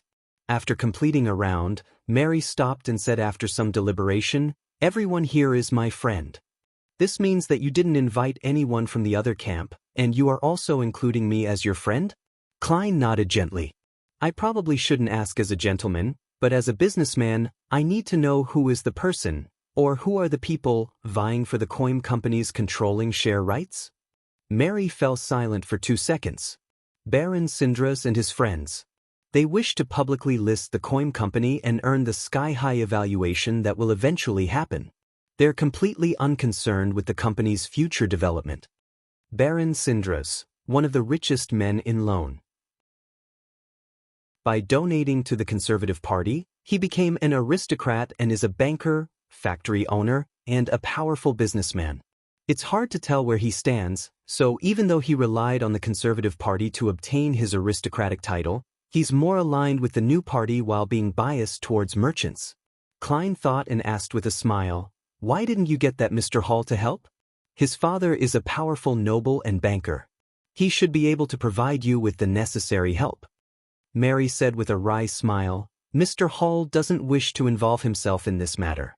He claims to be the chief secretary of the National Atmospheric Pollution Council, so he can't be involved in commercial activities that deal with anthracite or charcoal. A man whose true ambitions lie in politics? However, he probably doesn't wish to be at odds with Baron Sindras. Haha, if I were to choose another butler back then, I'd likely have established ties with Baron Sindras. He's so rich, so if he really wants to raise the price, I wouldn't be able to beat him. Heh, will a trope of him using money to crush me appear?" Klein didn't ask further as he said, "I will wait for the investigation report." Realizing that Dwayne Dantes wasn't directly backing out, Mary said with slight gratitude, "In this age, chivalrous people are already few and far between. You are one of them." Klein smiled without promising anything. After the buffet was over, he began returning to Northborough on his high-end four-wheeled carriage. As he daydreamed while looking out the window, Klein suddenly said to Richardson, "Turn towards St. Samuel Cathedral." He had failed to figure out the exact answer to the reason for the anomaly in the cathedral, which was later quelled. This made him wonder if he should find a chance to make contact with the keepers. He also remembered that every afternoon, there would at least be a keeper who prayed to the goddess in the prayer hall. How should I make contact? In that environment, even a conversation will appear noisy, and this will easily incur the suspicion of others. Klein frowned slightly as he decided to observe before coming up with a solution. The carriage didn't change direction as it continued driving towards Buckland Street, but it didn't stop and instead continued past it. Inside the carriage, Klein closed his eyes to calm his slightly anxious feelings. Chapter 799, Spying Northborough, St. Samuel Cathedral. Just as Klein entered the main prayer hall, he used the points of light that shone from the back of the altar to survey his surroundings, taking in all the believers inside. In one glance, Klein rapidly locked onto a target. He followed the aisle and walked forward without showing any abnormal signs. In the first row was an elder wearing a black clergyman's robe, but he exuded a cold aura. His face was pale, and his hair was withered and yellow. He had his eyes closed tightly as he prayed with great focus. He was one of the keepers that Klein had previously sensed. His shift is usually on Friday. Klein didn't approach him and instead sat 2 pews away from him. After finding a spot to sit down, he handed over his hat and cane to Richardson. Then, while sitting down, he tapped his left thumb on the first segment of his index finger twice, silently activating his spirit body thread's vision. Suddenly, black illusory threads appeared in front of Klein as they densely extended out of different spirit bodies endlessly. Having just taken his seat, Klein shifted his gaze, casting it onto the keeper. He nearly exclaimed from what he saw, but thanks to his self-control as a clown and his ability to expect abnormal situations, he managed to relax and maintain his staid attitude. In his vision, although the yellow-haired elder had spirit body threads extending out, his body was entirely black in color on the inside as the darkness swallowed the origins of the illusory threads in a way that was completely different from ordinary Beyonders. Indeed, they have already been eroded by the core seal, causing a mutation at the level of the soul. From the looks of it, the problem is closer to my second guess. They are, in a sense, part of the core seal. Once they show signs of losing control, they will immediately trigger the item's instinctive reaction that forcefully quells them. It's no wonder the keepers need to be a voluntary role and be advanced in their years. They probably understand the outcome. Klein sighed as he prepared to deactivate his spirit body thread senses and retract his gaze. At this moment he saw a pair of eyes. They were black without any emotions within. Beside the eyes, there were pronounced wrinkles that extended bit by bit, as though they were distorted, strange, mysterious symbols. They were the keeper's eyes. At some point in time, he had straightened his body, turned around, and looked blankly at Dwayne Dantes. Klein's scalp instantly went numb as he forced a smile and nodded at him as though it was a normal meeting of eyes. The keeper slowly moved his head as a response. Then, Klein felt as though he was extracted from his surroundings as things turned blurry before turning clear. At that instant, he knew that he had been pulled into a dream. Hence, as he maintained his image as Dwayne Dantes, he sized up his surroundings, only to realize that he was still inside St. Samuel Cathedral. However, all the pews were either damaged or overturned and strewn everywhere. It looked as though it had met with a raid. The altar up ahead was filled with cracks and weeds. The thick layer of dust made it seem like it had been in such desolate conditions since a long time ago. The keeper with yellow, withered hair was in front of the collapsed donation box, coldly staring at Dwayne Dantes, who was suited in black. Upon seeing Klein look over, he widened his mouth to reveal white, sharp, irregular teeth. And these teeth were embedded with blurry, indistinct, and tiny figures. They had complete facial features and limbs, and their expressions were different but were colored with the same pain as though they were imprisoned there and unable to escape. Grunt! The keeper's throat let out a growl that sounded like a beast as his back hunched over. By his spine and waist, his clothes swelled as 4 blood vessel-covered arms without any skin grew out. Right on the heels of that, they grew fine black hair as the tips of his fingers grew sharp nails with a smacking sound. In just 3 short seconds, the keeper who looked normal had turned into an 8-legged monster that sprawled on the ground. It looked like a spider that had silently woven its web in the night while awaiting its prey, and also like a deformed black wolf that struck intense fear into one's heart. Meanwhile, 2 gigantic palms filled with black hair extended out of the desolate altar without any warning. They pressed onto the sides as black gas condensed into slippery tentacles that extended in every direction. Soon, they filled the entire prayer hall. The aura that left him trembling, the extreme sense of fear, and the huge, illusory figure were penetrating an invisible barrier as they manifested more clearly. He lost control? That keeper lost control? Klein stood there, subconsciously wishing to react and use his uniqueness to forcibly escape the dream, but suddenly he figured out the series of events that had happened. His expression changed as he wore a terrified expression as he ran to the door, trembling. It looked like he was struggling in a dream. In the time it took to take a breath, a dark chill spread out from the outside world like a tidal wave, inundating the entire dream and quelling everything. Klein snapped his eyes open and realized that he had fallen asleep at some point in time. As for the yellow-haired keeper, he had long turned his head to continue praying.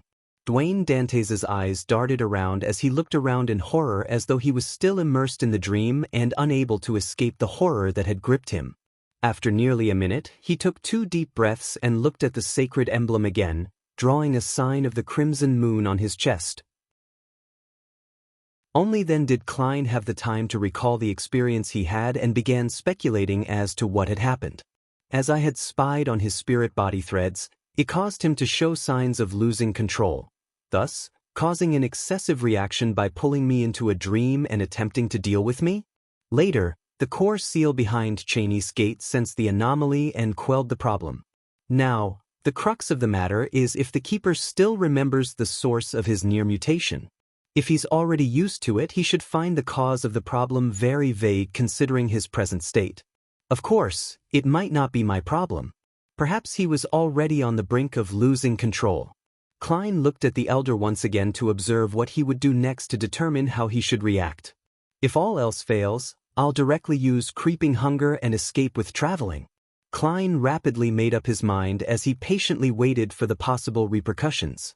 A few minutes later, he saw Bishop Electra walk in from the side door towards him. Klein's heart tightened as he spread open his left fingers in preparation to activate creeping hunger.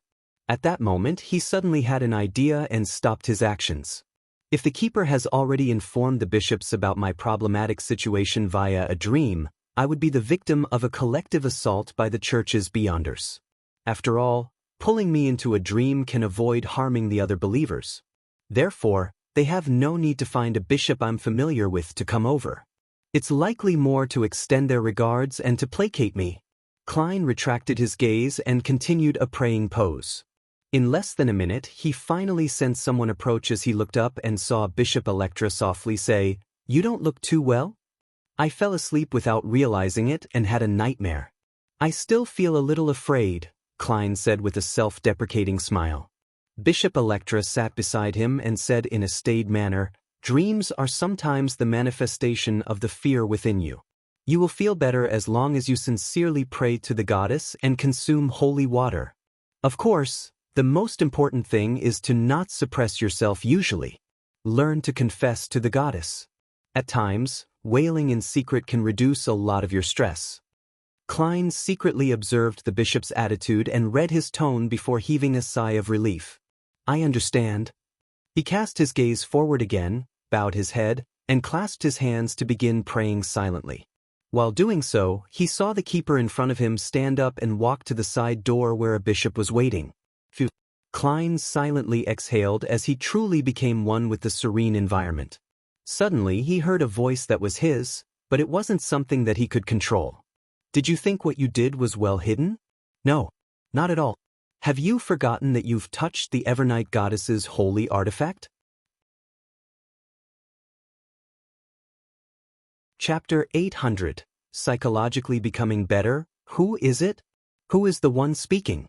Klein's muscles tensed up as he nearly opened his eyes. At that moment, his back oozed with sweat that soaked his shirt. What he was most alarmed of wasn't the words said, but that it directly sounded in his heart and had modulated the voice to sound exactly like his. Although I maintained my lucidity in that dream, I still had my spirit body tainted by his psyche that was on the verge of losing control? Or is someone using that keeper to pass me a message? Countless guesses ran through Klein's mind. Finally, combining the contents of what was said and his own situation, he came up with a preliminary judgment. The number of people who knows about my identity as Klein Moretti is few to begin with. Likewise for those who know that Klein Moretti had once sworn an oath while touching a holy artifact. Furthermore, there's almost no intersection between the two. Mr. Azik had heard me mention the former matter before, but if he wants to give me any reminders, he can directly do it through a messenger. There's no need to use such a frightening method. Will Septon might know, after all, he's a snake of Mercury who represents fate. But by the same logic, he can directly contact me. Of course, I can eliminate the possibility that he suddenly had the thought of frightening me. I just thought in the afternoon about having a chance of becoming his godfather. The Antigonus family's notebook had corrupted the keeper, just like how it used the misfortune cloth puppet to deliver the symbol. But if it really is the Antigonus family's notebook, why didn't it just give me the potion formula directly? Or try negotiating with me to help in a notebook jailbreak? St. Samuel Cathedral is the headquarters of the Backlund Diocese, making it at a higher level than St. Selena Cathedral. That notebook shouldn't have the ability to do anything further. It should be securely sealed. Apart from them, there is only one entity who is aware of both matters, the Evernight goddess. However, with a deity's pride, she has no need to pretend to act as a passerby to call me out with a polite and estranged tone. I'm in St. Samuel Cathedral, so all she needs to do is produce a revelation, and dozens of beyonders will appear to mow me down. And as a diocese headquarters, with sufficient preparation, they can probably disrupt traveling. Therefore, there's no need to go through so much trouble. There's still one more person who's aware of both matters. That's myself. Before planning my operation, I've actually considered the corresponding problem. Back then, my conclusion was that I didn't need to worry too much about it because only after advancing to Faceless will some of the Grey Fog's powers enter the real world, allowing certain demigods to sense my uniqueness. Before this, only Beyonders from the monster pathway could discover a tiny bit of my uniqueness, and back when I touched the holy sword and made that oath, I had yet to become a clown. Just because of the secret connection established from the oath, it made the goddess slowly sense something about me. It's been so long and I haven't seen her take any action. That female angel. She should be an angel. She had even smiled at me when she wiped away Mr. A. Therefore, the goddess might be happy to see me take away the Antigonus family's notebook. Although I'm not sure of her motives, I can only accept it and subsequently think of ways to deal with it at my current level. This is ultimately safer than climbing the main peak of the Hornacis mountain range. Of course, that's built on the premise that the lady which wiped away Mr. A is an angel of the church. Although I had undergone all kinds of acting during the faceless stage and got to know myself well, I've consumed additional potions without completely digesting them. And marionettist requires every marionette to adhere to a specific persona. This also easily causes a personality dissociation. Also, to steal the Antigonus family's notebook and to act as Dwayne Dantes, I'm under immense stress. I am subconsciously wavering and am suspicious. In this state, the keeper's corrupted psyche of nearly losing control had agitated my spirit body, causing me to have a split personality? Just as Klein thought of this, the familiar yet unfamiliar voice resounded in his mind again. Your considerations are too idealized. All of your actions are fundamentally all thanks to luck. If that high-ranking deacon, Crestet Sesamir, with the Holy Sword was here in Backlund to handle Beyonder cases, can you guarantee that the Holy Sword wouldn't sense you when you are in the same cathedral? Both of you are linked by an oath. If Deacon Sesamir were to come, I'll abandon this plan. Besides, it's also not possible to avoid it ahead of time. I'll find an excuse or reason to be out of town for some time. Klein mumbled inwardly. Then, he heard the voice belonging to himself sound in his mind. This makes it a situation prone to too many accidents and unpredictable developments. Before coming to the cathedral, didn't you also not consider that the mere observation of spirit-body threads would result in a mutation? My nervousness back then was the anxiety that something happened beyond my expectations. However, as it's a mere observation without me making any direct contact, I didn't believe that there would be too great a problem. I should be more cautious in the future. Also, accidents and developments exist for everything. Who exactly are you? Klein closed his eyes as he pretended to focus on praying. The voice hesitated and said, I'm Klein. You are Zhomingruei. No, I'm Zhomingruei. You are Klein, indeed. Klein felt his hair stand on end once again. He decided to leave St. Samuel Cathedral immediately, return home, and resolve the problem of his character dissociation. When the symptoms first appear, the situation is easier to resolve. Once the other personality stabilizes and becomes stronger, it will begin to snatch control of the body. I might even need external help when that happens. He opened his eyes and looked at Electra with a tranquil expression. I feel like I've calmed down. Ever since I got a mental illness, my mind is a lot better. As he spoke, Klein inwardly gave a self-deprecating comment.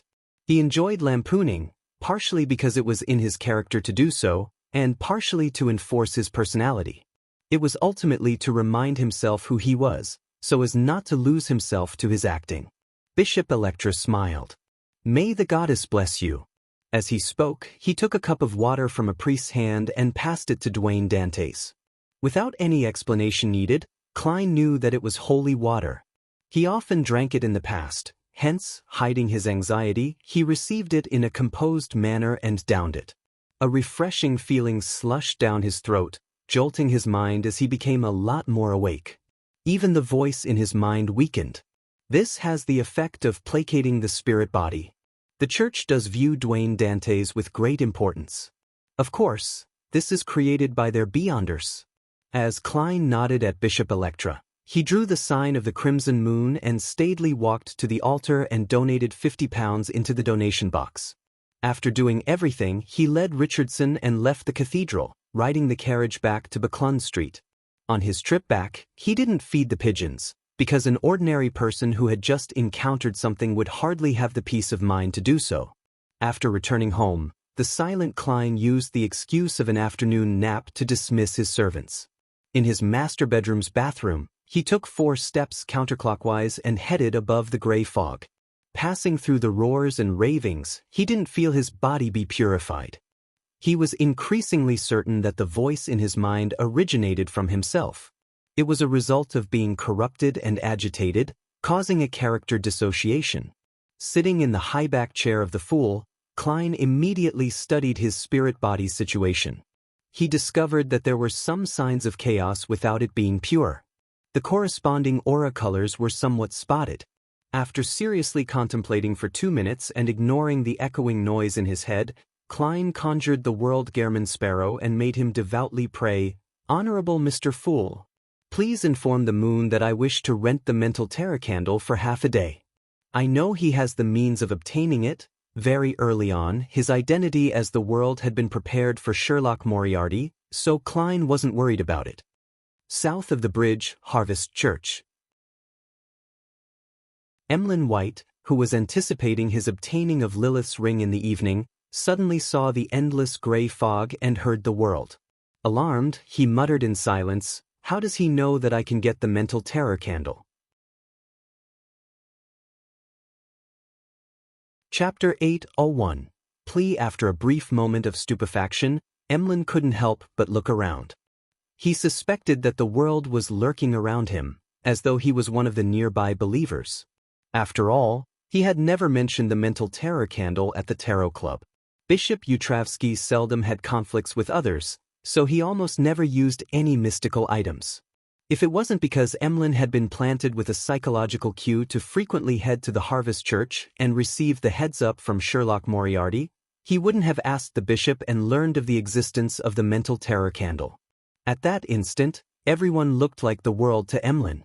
Be it the plump middle-aged man, the granny with a gray headscarf, or the fashionable beauty, he felt that all of them looked like they had something similar to the world. No, I must figure it out. He's actually so aware of my surroundings. I haven't mentioned certain things even while in front of Mr. Fool. Emlyn was left in utter shock as he stood up and walked to the clergyman's break room at the back. In a quiet and empty environment, he replied, "Honorable Mr. Fool, I wish to directly communicate with the world." In less than 10 seconds, Emlyn saw a dark red glow surge forward like a tidal wave and devour him. Then he found himself back above the gray fog. He was inside the majestic palace and was seated at his seat. And at the other end of the mottled table was the blurry figure of the world who was waiting for him. Compared to before, Emlyn had changed tremendously. He wasn't in a rush to speak to the world, and he instead bowed to Mr. Fool, who was leisurely watching at the other end of the table, before looking at his target. "How did you know that I can get the mental terror candle?" Under Klein's control, the world said with a hoarse laugh, "We might have met before." He didn't speak further and only mentioned the key point. As for whether Emlyn could figure out the situation, that wasn't his problem. Of course, Klein believed that Emlyn lacked the ability to connect the world to Sherlock Moriarty since he lacked the necessary clues. Emlyn frowned bit by bit as he had a few targets of suspicion, but he wasn't able to determine who was the world. "Believe me, I have no ill intentions towards the members of the Tarot Club," the world added when he saw Emlyn in a state of prolonged silence. "Heh, there will be a day when I'll find you." Emlyn silently muttered to himself as he asked, "What are you going to do with the mental terror candle? I need to have a substantial reason to borrow such a mystical item." Klein controlled his urge to rub his temples as he made the world turn solemn and say, "To treat my psychological problems." Treat psychological problems? Emlyn couldn't help but shrink his body back before straightening it again. Looking back at the world, his eyes clearly indicated that the world really was a dangerous lunatic.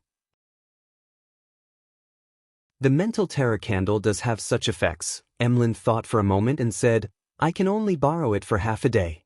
There wouldn't be any problems, right?" Klein held back the horror and pleas that were running through his mind as he controlled the world to answer, "No problem." If the mental terror candle was effective, Klein could finish the problem in 15 minutes. If it wasn't of any use, it would be the same even if he possessed it for days or months. Therefore, the rental duration wasn't critical. He didn't mind such restrictions at all. Emlyn did a count and said, "The rental fee will cost £300, as well as 5 pages of Beyonder Powers in Laymanos Travels." He decided to outsource half of the debt he had. 5 pages. How many pages did this fellow use? As Klein lampooned, he made the world reply, "That wouldn't be an issue." After closing the deal, Emlyn immediately returned to the real world and walked into the Harvest Church's break room for the clergyman. Casting his gaze to the side of the altar and waiting for Bishop Utravsky to finish talking to the believers, Emlyn suddenly fell into a dilemma. Although he sounded confident in front of the world, he had never tried borrowing similar items from the bishop. He had no idea what kind of attitude the bishop would have. As his gaze darted around, Emlyn subconsciously surveyed the tiny prayer hall. "I've helped Father rescue many commoners who were infected by the plague, and have been teaching those who wish to learn about herbs. I've made the faith of Mother Earth spread quite significantly in this borough. What's wrong with borrowing the mental terror candle for half a day?" Emlyn raised his chin and walked to Bishop Utravsky, who he needed to look up at, and cleared his throat. "I have a friend that has a psychological problem. I wish to borrow the mental terror candle." He didn't directly mention his contributions, because his pride didn't permit him to do so. Utravsky looked down at the priest-robed Emlyn and smiled warmly. "Okay, that's it?" Emlyn was stunned, finding it unbelievable that the bishop would agree so easily. He didn't immediately accept it as he couldn't help but ask, "Aren't you afraid that I'll lose the candle?" Utravsky replied with a smile, "Everyone and every item has its end. They will all return to the earth, buried deep within the soil and sprout, grow, and bloom, one incarnation after another. That is the fate of all entities. If the mental terror candle is lost, it just means that my connection with it has come to an end. I will need to patiently await the arrangements that fate and Mother have for me. Whether the mental terror candle is lost depends on fate, but whether I end up being killed by you is also fate." Emlyn lampooned without asking further. He received the strange candle from the half-giant bishop. Following that, he used the excuse of needing to treat his friend to leave the Harvest Church. He randomly found an inn and set up the sacrificial ritual.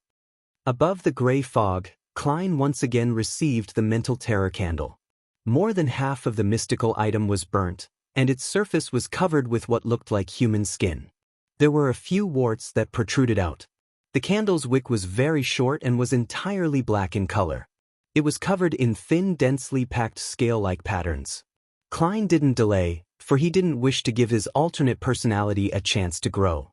He wanted to resolve the problem completely while it was still weak. Otherwise, what awaited him was the irreversible fate of losing control. Furthermore, the mysterious space above the gray fog would completely screen the negative effects of the combat between the two personalities. Klein slowly exhaled as he extended his hand to summon the sea god scepter. At that moment, he didn't do any divination because he couldn't be sure who "me" referred to. The outcome would naturally be meaningless. But Klein snapped his fingers and lit the mental terror candle. Above the pitch-black wick, a flame with light blue spirituality silently glowed, illuminating the palace that looked like a giant's residence. Unknowingly, the environment changed as a cupboard, desk, bunk bed, and gas meter appeared in Klein's eyes. The crimson moonlight shone in from outside the windows, covering every item with a crimson veil layer. This was the apartment where the Morettis had lived in. This was the place where Klein Moretti had shot himself to death. At that moment, a figure was sitting at the bottom bunk, looking at the sea god scepter-wielding Klein with a warped expression. He had traits like black hair, brown eyes, thin-built, average-looking features, a rather deep outline, and a scholarly air to him. He was another Klein. This Klein revealed a furious expression as he said, "You occupied my body, and now you wish for my soul to be obliterated? I should be Klein Moretti. You despicable, shameless transmigrated. You parasite." He appeared to have just grown in strength, and he wasn't able to use the objects in the external world. Klein didn't reply as he walked over with a heavy expression. The expression of Klein slowly changed as fear occupied his eyes. His body scrunched up as he pleaded with a slight tremble, "Let me go. Let me go.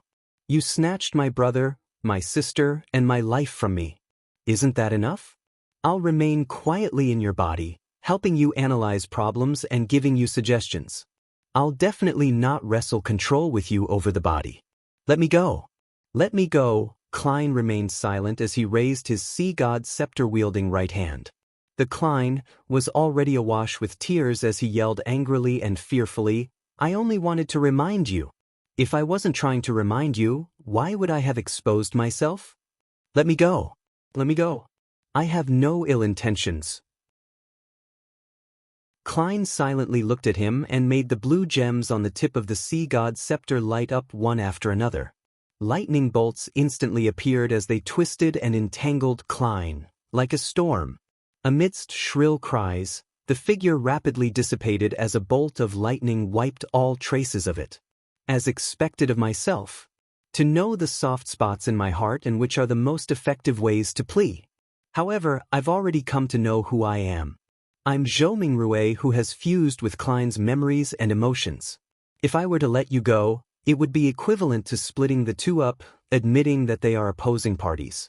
That way, I'll immediately lose control once I return to the real world. Klein lowered the scepter and closed his eyes as he sighed silently. Then he ultimately maintained his lucidity as he left the mind world. Chapter 802. Follow-up solutions. When Klein opened his eyes again, the threats and pleas in his mind had vanished. The light blue flame before his eyes continued burning on that pitch-black wick.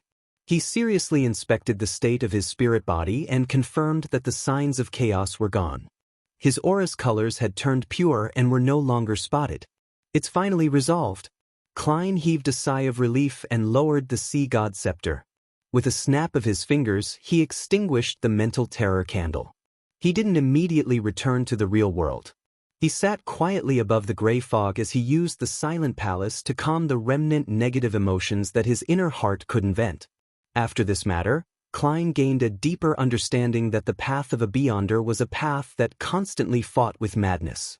All Beyonders would be pushed to the brink of losing control, or they would have psychological problems if they weren't careful due to internal reasons or external stimuli.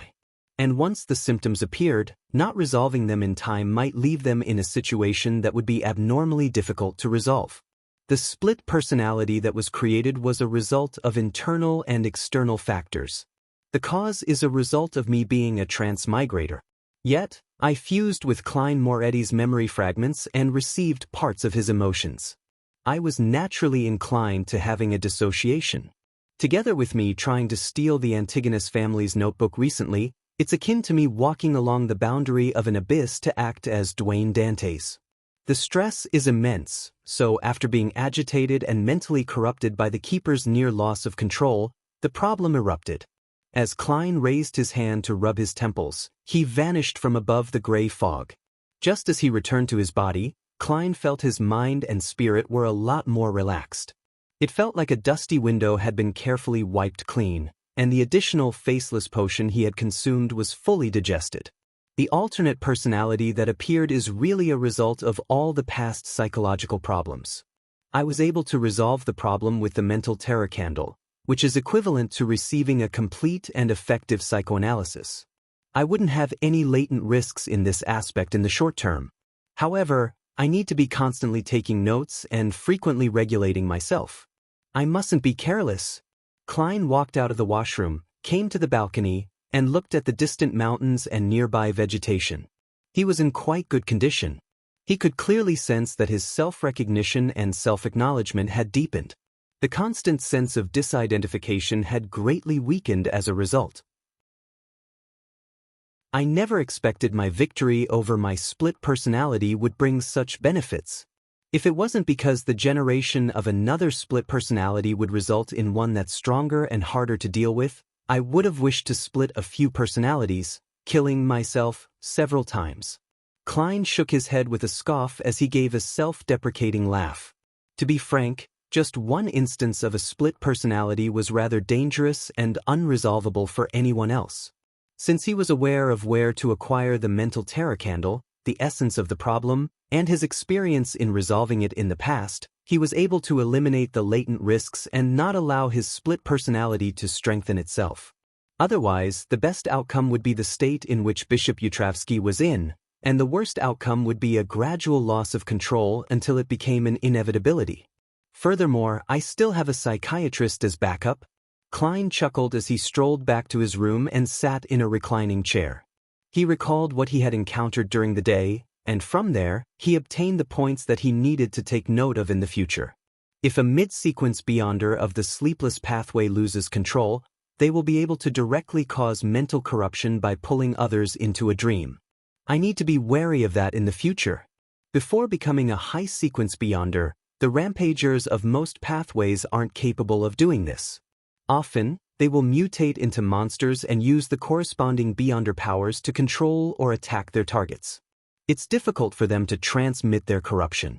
Apart from the mid-sequence beyonders from the sleepless pathway, the spectator pathway should be capable of doing so as well. When faced with similar enemies, not rushing to wipe them out would really result in a situation where you have no way of defending yourself. Also, although I'm aware of the Keeper's conditions and have figured out their relationship with the core seal, the corresponding problems have arisen. If I were to disguise myself and infiltrate inside, how should I create the performance of being eroded by the core seal and not have my disguise be seen through? Klein carefully contemplated for a moment and was completely out of ideas. All he could do was stand up, walk to his desk, and draw a picture comprising of symbols that implied secrecy and mystery prying. He was summoning erodes. The full-body mirror in the master bedroom suddenly undulated with invisible waves as silver light appeared, forming Loanese text. Exalted Great Master, your loyal and humble servant, Erodes, is constantly at your service. My actions from before had caused a certain damage to your image. I'm very appalled and ashamed. Will you accept my apology? You actually know to admit your faults? Klein scoffed and said, don't make the same mistake again in the future. All right. The full-body mirror presented new words. How may I be of service?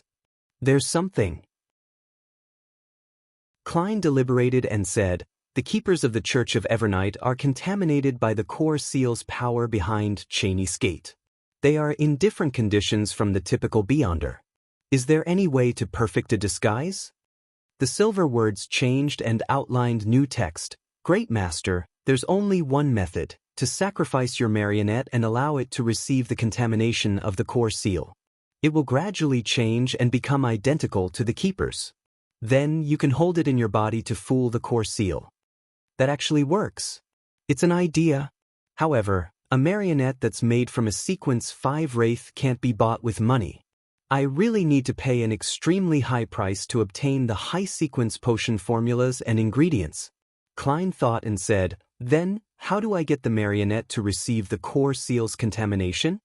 Typically speaking, a wraith marionette might be detected by the seal before being forcefully purified and dispelled just as it approached Cheney's Gate, or even just appear in the prayer hall. The full-body mirror's waves stirred again as it accentuated a figure. The figure wore an old-fashioned veiled hat. She was tall with long, chestnut hair. She was none other than Queen Mystic, Bernard. Great Master, you can seek her help, Erodes explained with a sentence made from silver words. Queen Mystic isn't from the Evernight pathway. How can she provide any help? Or does she have a sealed artifact that corresponds to the high sequences of the Evernight pathway, making it similar to the core seal behind Cheney's Gate? Thankfully, Admiral of Stars needs a drop of blood from a mythical creature. When the time comes, apart from providing an item that can satisfy Will Septon, there's still a middleman fee for me. This will be the middleman fee. Klein thought as he nodded and said, very good, you may return. Yes, exalted Great Master. Your humble servant, Erodes, awaits your next summoning. As a silver line of text appeared, Erodes outlined a palm with a handkerchief in hand as it shook it. The corners of Klein's mouth twitched as he looked at it, momentarily unsure how to respond. West Borough, within the Odora family's villa. Emlyn White wore a faint smile as he randomly found a single-seater to sit in the activity room. Diagonally across him, another sanguine baron, Russ Bathory, was holding a wine cup filled with blood. He was observing him with narrowed eyes, without concealing his disgust and hatred. Russ Bathory had not only been injured during the hunt for the first primordial moon believer, but he also had Emlyn steal away his spoils of war. Such an act from you will only please me. Emlyn chuckled inwardly as he turned his head to look at Cosmiodora, who had just entered.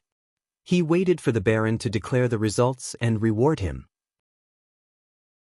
Cosmi forced himself to ignore Emlyn's gaze as he walked to the fireplace and said to all the sanguine present, "I'm gathering all of you today because the final victor has emerged for the hunting competition." "Who is it?" The sanguines looked around as they exchanged looks, guessing at who could have clinched victory. Most of their gazes landed on Russ Bathory, with no one believing that it could be Emlyn White. Only Russ Bathory had a hunch as he looked in surprise at the darn fellow. Cosmi secretly sighed and said, "Emlyn White has already hunted 3 targets, automatically clinching victory." "What?" a young sanguine blurted out in disbelief. The sanguine was a race with fewer members than humans.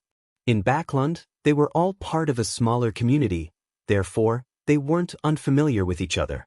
Everyone knew what kind of sanguine Emlyn was.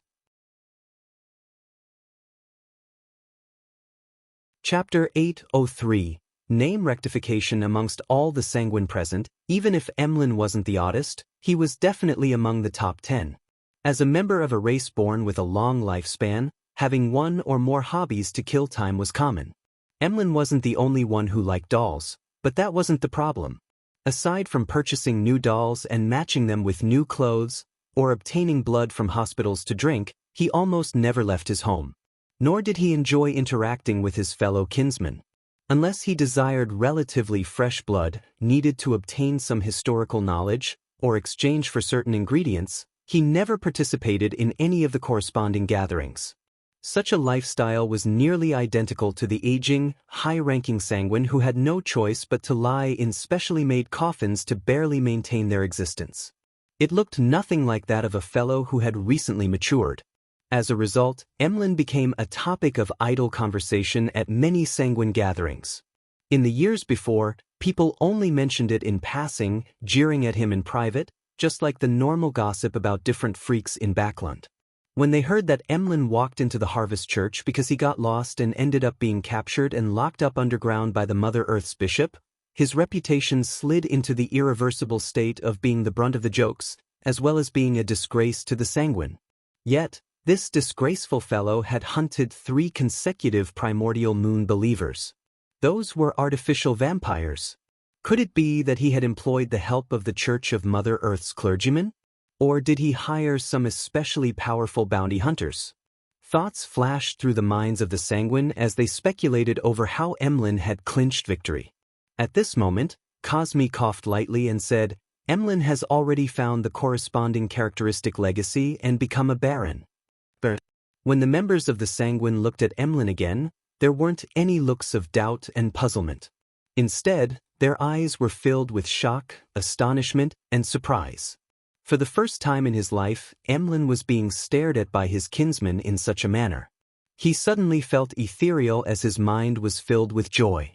This made him wish to proudly tip his chin and say, "All of you should be addressing me as Lord." This satisfaction is identical to me buying a doll I've been saving up and craving for. Emlyn sighed silently as he held back his tongue. He wore a faint smile as he slowly surveyed the area. Then, while buttoning his coat, he got up and walked to Cosmiodora's side. After the other sanguines snapped back to their senses as they looked at the 2 barons with mixed looks, Cosmi finally said, "The champion of the hunting competition will enter the final list of Viscount candidates and obtain free help for the ritual. In addition, he will also receive a ring created by the ancestor." As he spoke, Cosmi took out a silver jewelry box engraved with complicated patterns. Snapping it open, he showed it to all the sanguine present. It was a translucent ring that seemed to be made of light red amber. It had a blood-red gem embedded in it. It was the size of a fingernail and it emitted a faint glow. It's called Lilith's ring. It allows the wearer to be even more charming and always be in the optimal state of being under the full moon. Cosmi gave a rough introduction. It can also make the surroundings be under the effect of a full moon, hence, the corresponding beyonder powers will be greatly enhanced. At the same time, it can also project a door that leads deep into the spirit world. Cosmi paused and added, "This door is the door of summoning. It can let creatures deep in the spirit world use it to arrive in the real world. However, it can only be used once in a fixed amount of time. When spirit world creatures pass through their door, it's equivalent to signing a corresponding contract with the wearer. They will serve the wearer for a specific amount of time, possibly around 5 minutes. If the service period needs to be maintained for even longer, the wearer needs to personally communicate with the spirit world creature to re-sign a contract that's of a longer duration. Under normal circumstances, the strength of the summoned spirit world creature will be equivalent or slightly stronger than the wearer, but there's the possibility of them being much weaker or much stronger. There was once a Viscount who relied on this ring to summon a demigod-level spirit world creature. The stronger a spirit world creature's strength, the more they can resist the agreement in the door of summoning contract itself and harm the wearer. If you encounter such a situation, you must decisively dispel the projection and end the summoning. Its negative effects is blood-thirsting disease. You will need to drink at least 1 blood vial of human blood every hour to relieve it. Otherwise, your blood will boil and evaporate. In less than 15 minutes, it can cause the death of a baron. I'm not against that. I do yearn to drink blood more frequently, but the problem is that I'm unable to obtain that much blood. Emlyn held back his joy and agitation as he considered how he could resolve the negative effects. At this moment, Cosme turned to glance at him. The additional blood will be provided by the race. Then the problem turns into the modification of a bottle so as to carry around that much blood. Emlyn scanned the other sanguine who wore looks of envy and jealousy as he asked, "If I don't wear it, will I get the blood-thirsting disease?" "No." Cosme firmly shook his head. Emlyn stared at Lilith's ring and asked again, "If I were to wear it for 59 minutes and take it off, will I get the blood-thirsting disease?" Cosme's facial muscles twitched as he said, "When you wear the ring, you will be inflicted with the blood-thirsting disease. You have to drink 1 vial of human blood to have it subside for an hour. During this process, if you were to take it off and put it on again, the blood-thirsting disease will be activated again. Regardless of whether it's been an hour or not, you'll have to drink blood again. Do you understand what I'm saying?" "Of course, this isn't a complicated problem," Emlyn said with a TSK. Cosme retracted his gaze and looked at the other sanguine. "I'll be giving this ring to the champion of this hunting competition, Emlyn White. Congratulations, Emlyn." He turned and extended his right hand towards Emlyn to shake his hand. Then, he handed over the blood-colored Lilith's ring to Emlyn. "Thank you." Emlyn smiled in a reserved manner. Cosme stopped looking at him as he said to the other sanguine, "There are 2 targets left. They are your prey, and there will still be a reward for them." At 10 p.m., above the gray fog, Klein received Lamino's travels which Emlyn had sacrificed, and he learned of the usage of the so-called Lilith's ring. The other aspects aren't noteworthy, but the thing to pay attention to is the door of summoning which leads deep into the spirit world. Perhaps there will come a day when the one passing through that door is an ancient goddess, Lilith. Of course, many conditions need to be met. As Klein made a bold hypothesis, he flipped open Lamino's travels and checked the Beyonder powers which Emlyn had used and replenished. He used up all of the lightning strikes. Traveling is gone as well. This fellow really doesn't feel the pinch when using the powers of others. He added a Wings of Darkness. It can help the user receive an enhancement in speed and the ability of brief flight, as well as it transforming into a colony of illusory blood-sucking bats to attack the enemy. 1 is Full Moon. It can make a certain region appear to be in the state of a full moon. 1's spirituality would be rejuvenated and the aspect of death would grow stronger. This is recorded from Lilith's ring. 1 is Claw of Corrosion. It can cause one's fingernails to grow another segment with mysterious symbols and patterns. They would be sharp enough to slice through steel. It would also come with potent corrosive abilities, making it the nemesis of defensive methods like scales and skin. 1 is Animal Sense. It can communicate with animals and control them while also sharing their senses. If used well, this has wondrous effects. I've never seen Emlyn use it before. What a waste. 1 is Abyss Shackles. It's a spell belonging to the darkness domain. It can make the darkness or shadows condense into a chain that controls or restrains the enemy. There's no door of summoning. That's right. It should be very difficult to record. With Emlyn's personality, he would have given up after a few failures. As Klein flipped through Laymanos' travels, he used divination and his mysticism knowledge to interpret the new Beyonder powers. Retracting his gaze, he summoned the sea god scepter over, added a few pages of lightning strike. This was in line with his fear of lacking firepower. Then, Klein used the sun brooch to record holy light summoning and holy water creation, allowing Laymanos' travels as Beyonder powers to become more varied. After doing all of this, he closed the notebook and picked up the mental terror candle.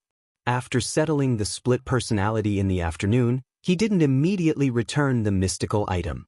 Instead, he had the idea that since it belonged to the spectator domain, it was possible that it could help him explore the sea of collective subconscious inside Grozel's travels. Therefore, he planned on delaying it for half a day before returning it to Emlyn.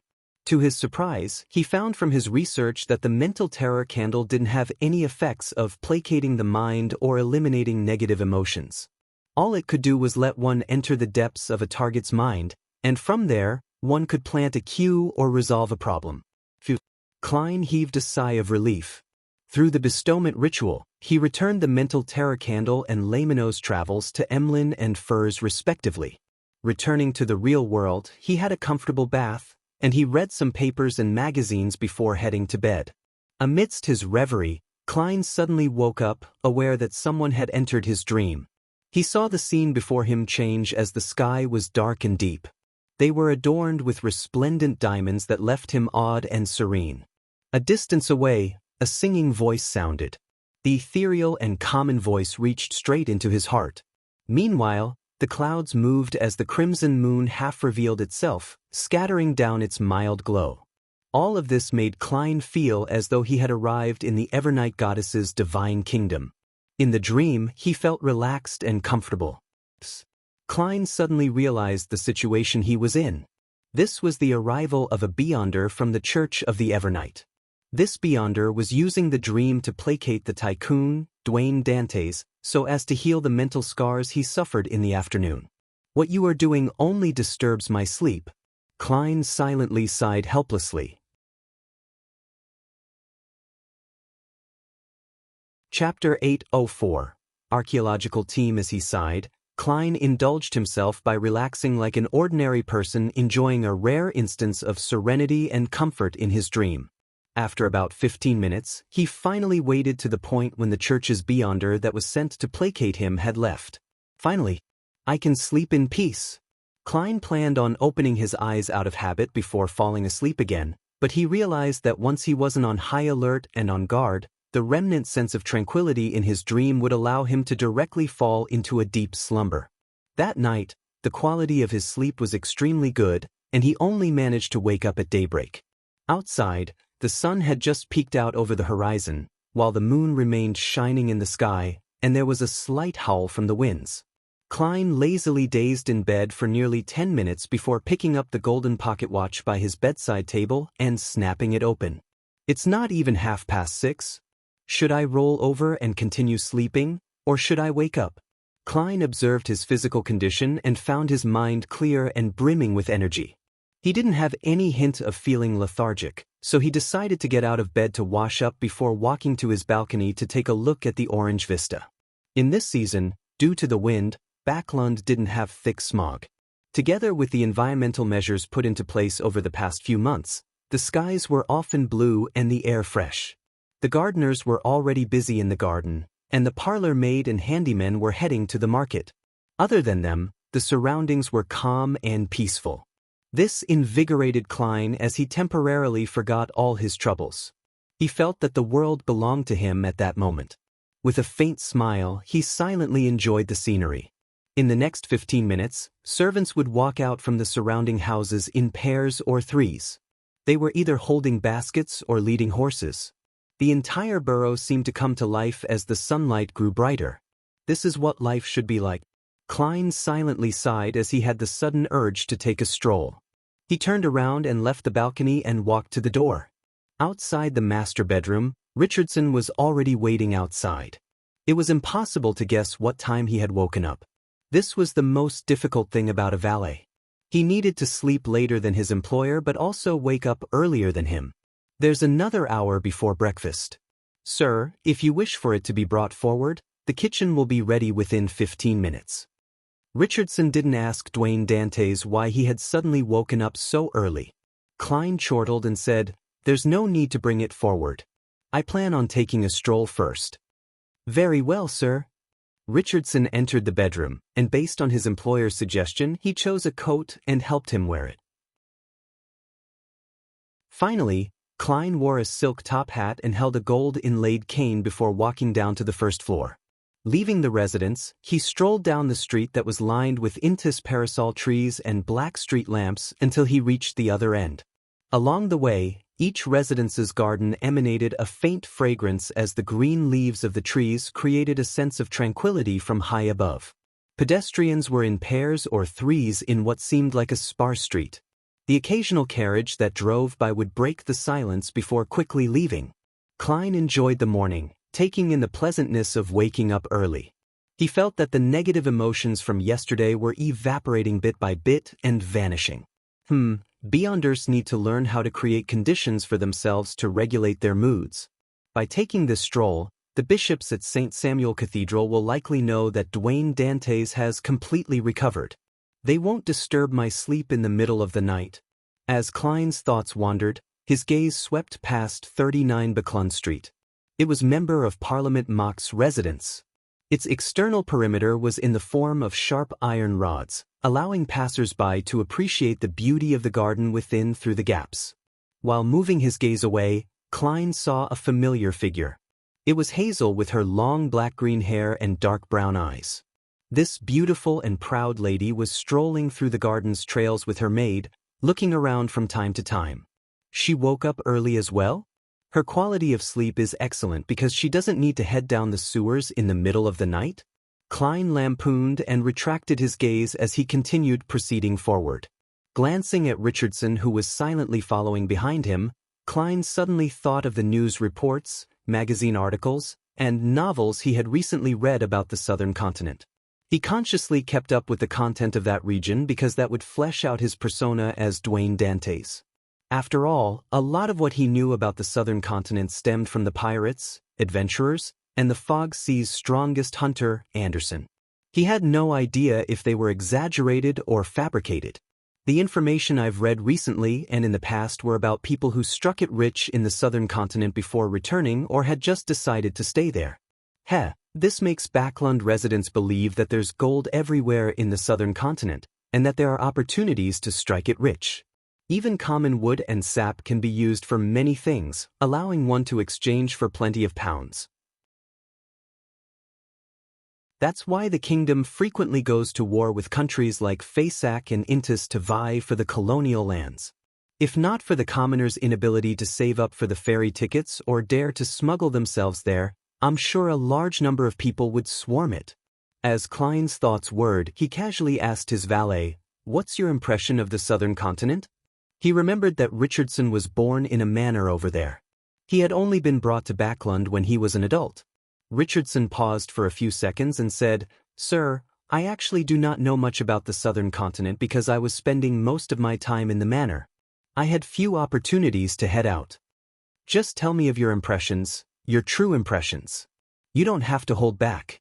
I just want to have a general understanding. As you know, they all believe me to be an expert of the southern continent, but in fact, my experiences are only limited to a few places and merchants," Klein said with a chuckle. Richardson nodded and bowed his head as he looked at his toes that were walking forward. "My impression of the southern continent is hunger, exhaustion, pain, as well as pining for the world after death. Hunger, exhaustion, pain." Klein repeated those three words as he walked into Buckland Street without making any further inquiry. East Chester County, in a building beside Stone University. Audrey was looking at the collections obtained by the Relic Search and Preservation Foundation. She had originally planned on coming on Tuesday afternoon, but Associate Professor Michelle Duth had participated in an academic conference in Backlund, therefore only returning today. As a result, she had no choice but to change her plans. This pair of boots was discovered by a farmer in a mountainous ruins in Stone. Its shape and traits matched the societal trends of the fourth epoch. Michelle introduced the item inside the glass cabinet to the beautiful aristocrat. Audrey looked over with interest and discovered that the ends of the boots were curled like a clown's. The heights of the curled parts weren't uniform. One was 3 centimeters, and the other was 5 centimeters. They didn't look like a pair. The fourth epoch's asymmetrical style. I wonder what level it is for 3 on the left and 5 on the right. Audrey retracted her gaze and followed Associate Professor Michelle to the next exhibit. At the end of the tour, Michelle pointed at the glass case diagonally ahead of them and said, "This coat of arms was delivered a few days ago. It involves the very ancient worship of dragons." Dragons? Audrey strode forward in a reserved manner and saw a grayish-white dragon with its wings spread out engraved on the coat of arms. "Where does it come from?" Audrey asked just as she did before. Michelle answered, "It's from a village named Heartlark. This Loanese word doesn't have an archetype in ancient Faesac. Apparently, it was written like how it's read." Heartlark? That's the village which I previously visited that had the folk tradition of worshipping dragons. In the sea of collective subconscious of the people there, there's a mind dragon in it. The 20-Year War notebook which I previously obtained from Associate Professor Michelle was from a local knight named Lindalira. He was suspected to have something to do with that mind dragon.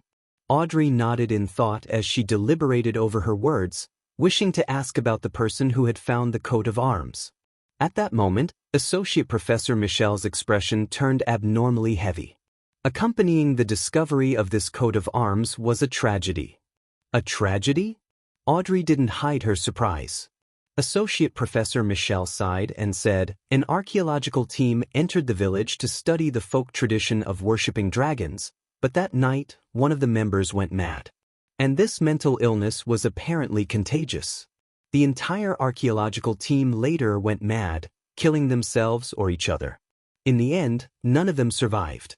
This coat of arms was found among their remains. It was first taken away by the police, and after confirming that it's without problems, only then did they donate it to us." An archaeological team entered the village, and the members went mad one after another. Audrey's eyes dilated as she inwardly repeated Associate Professor Michelle's words.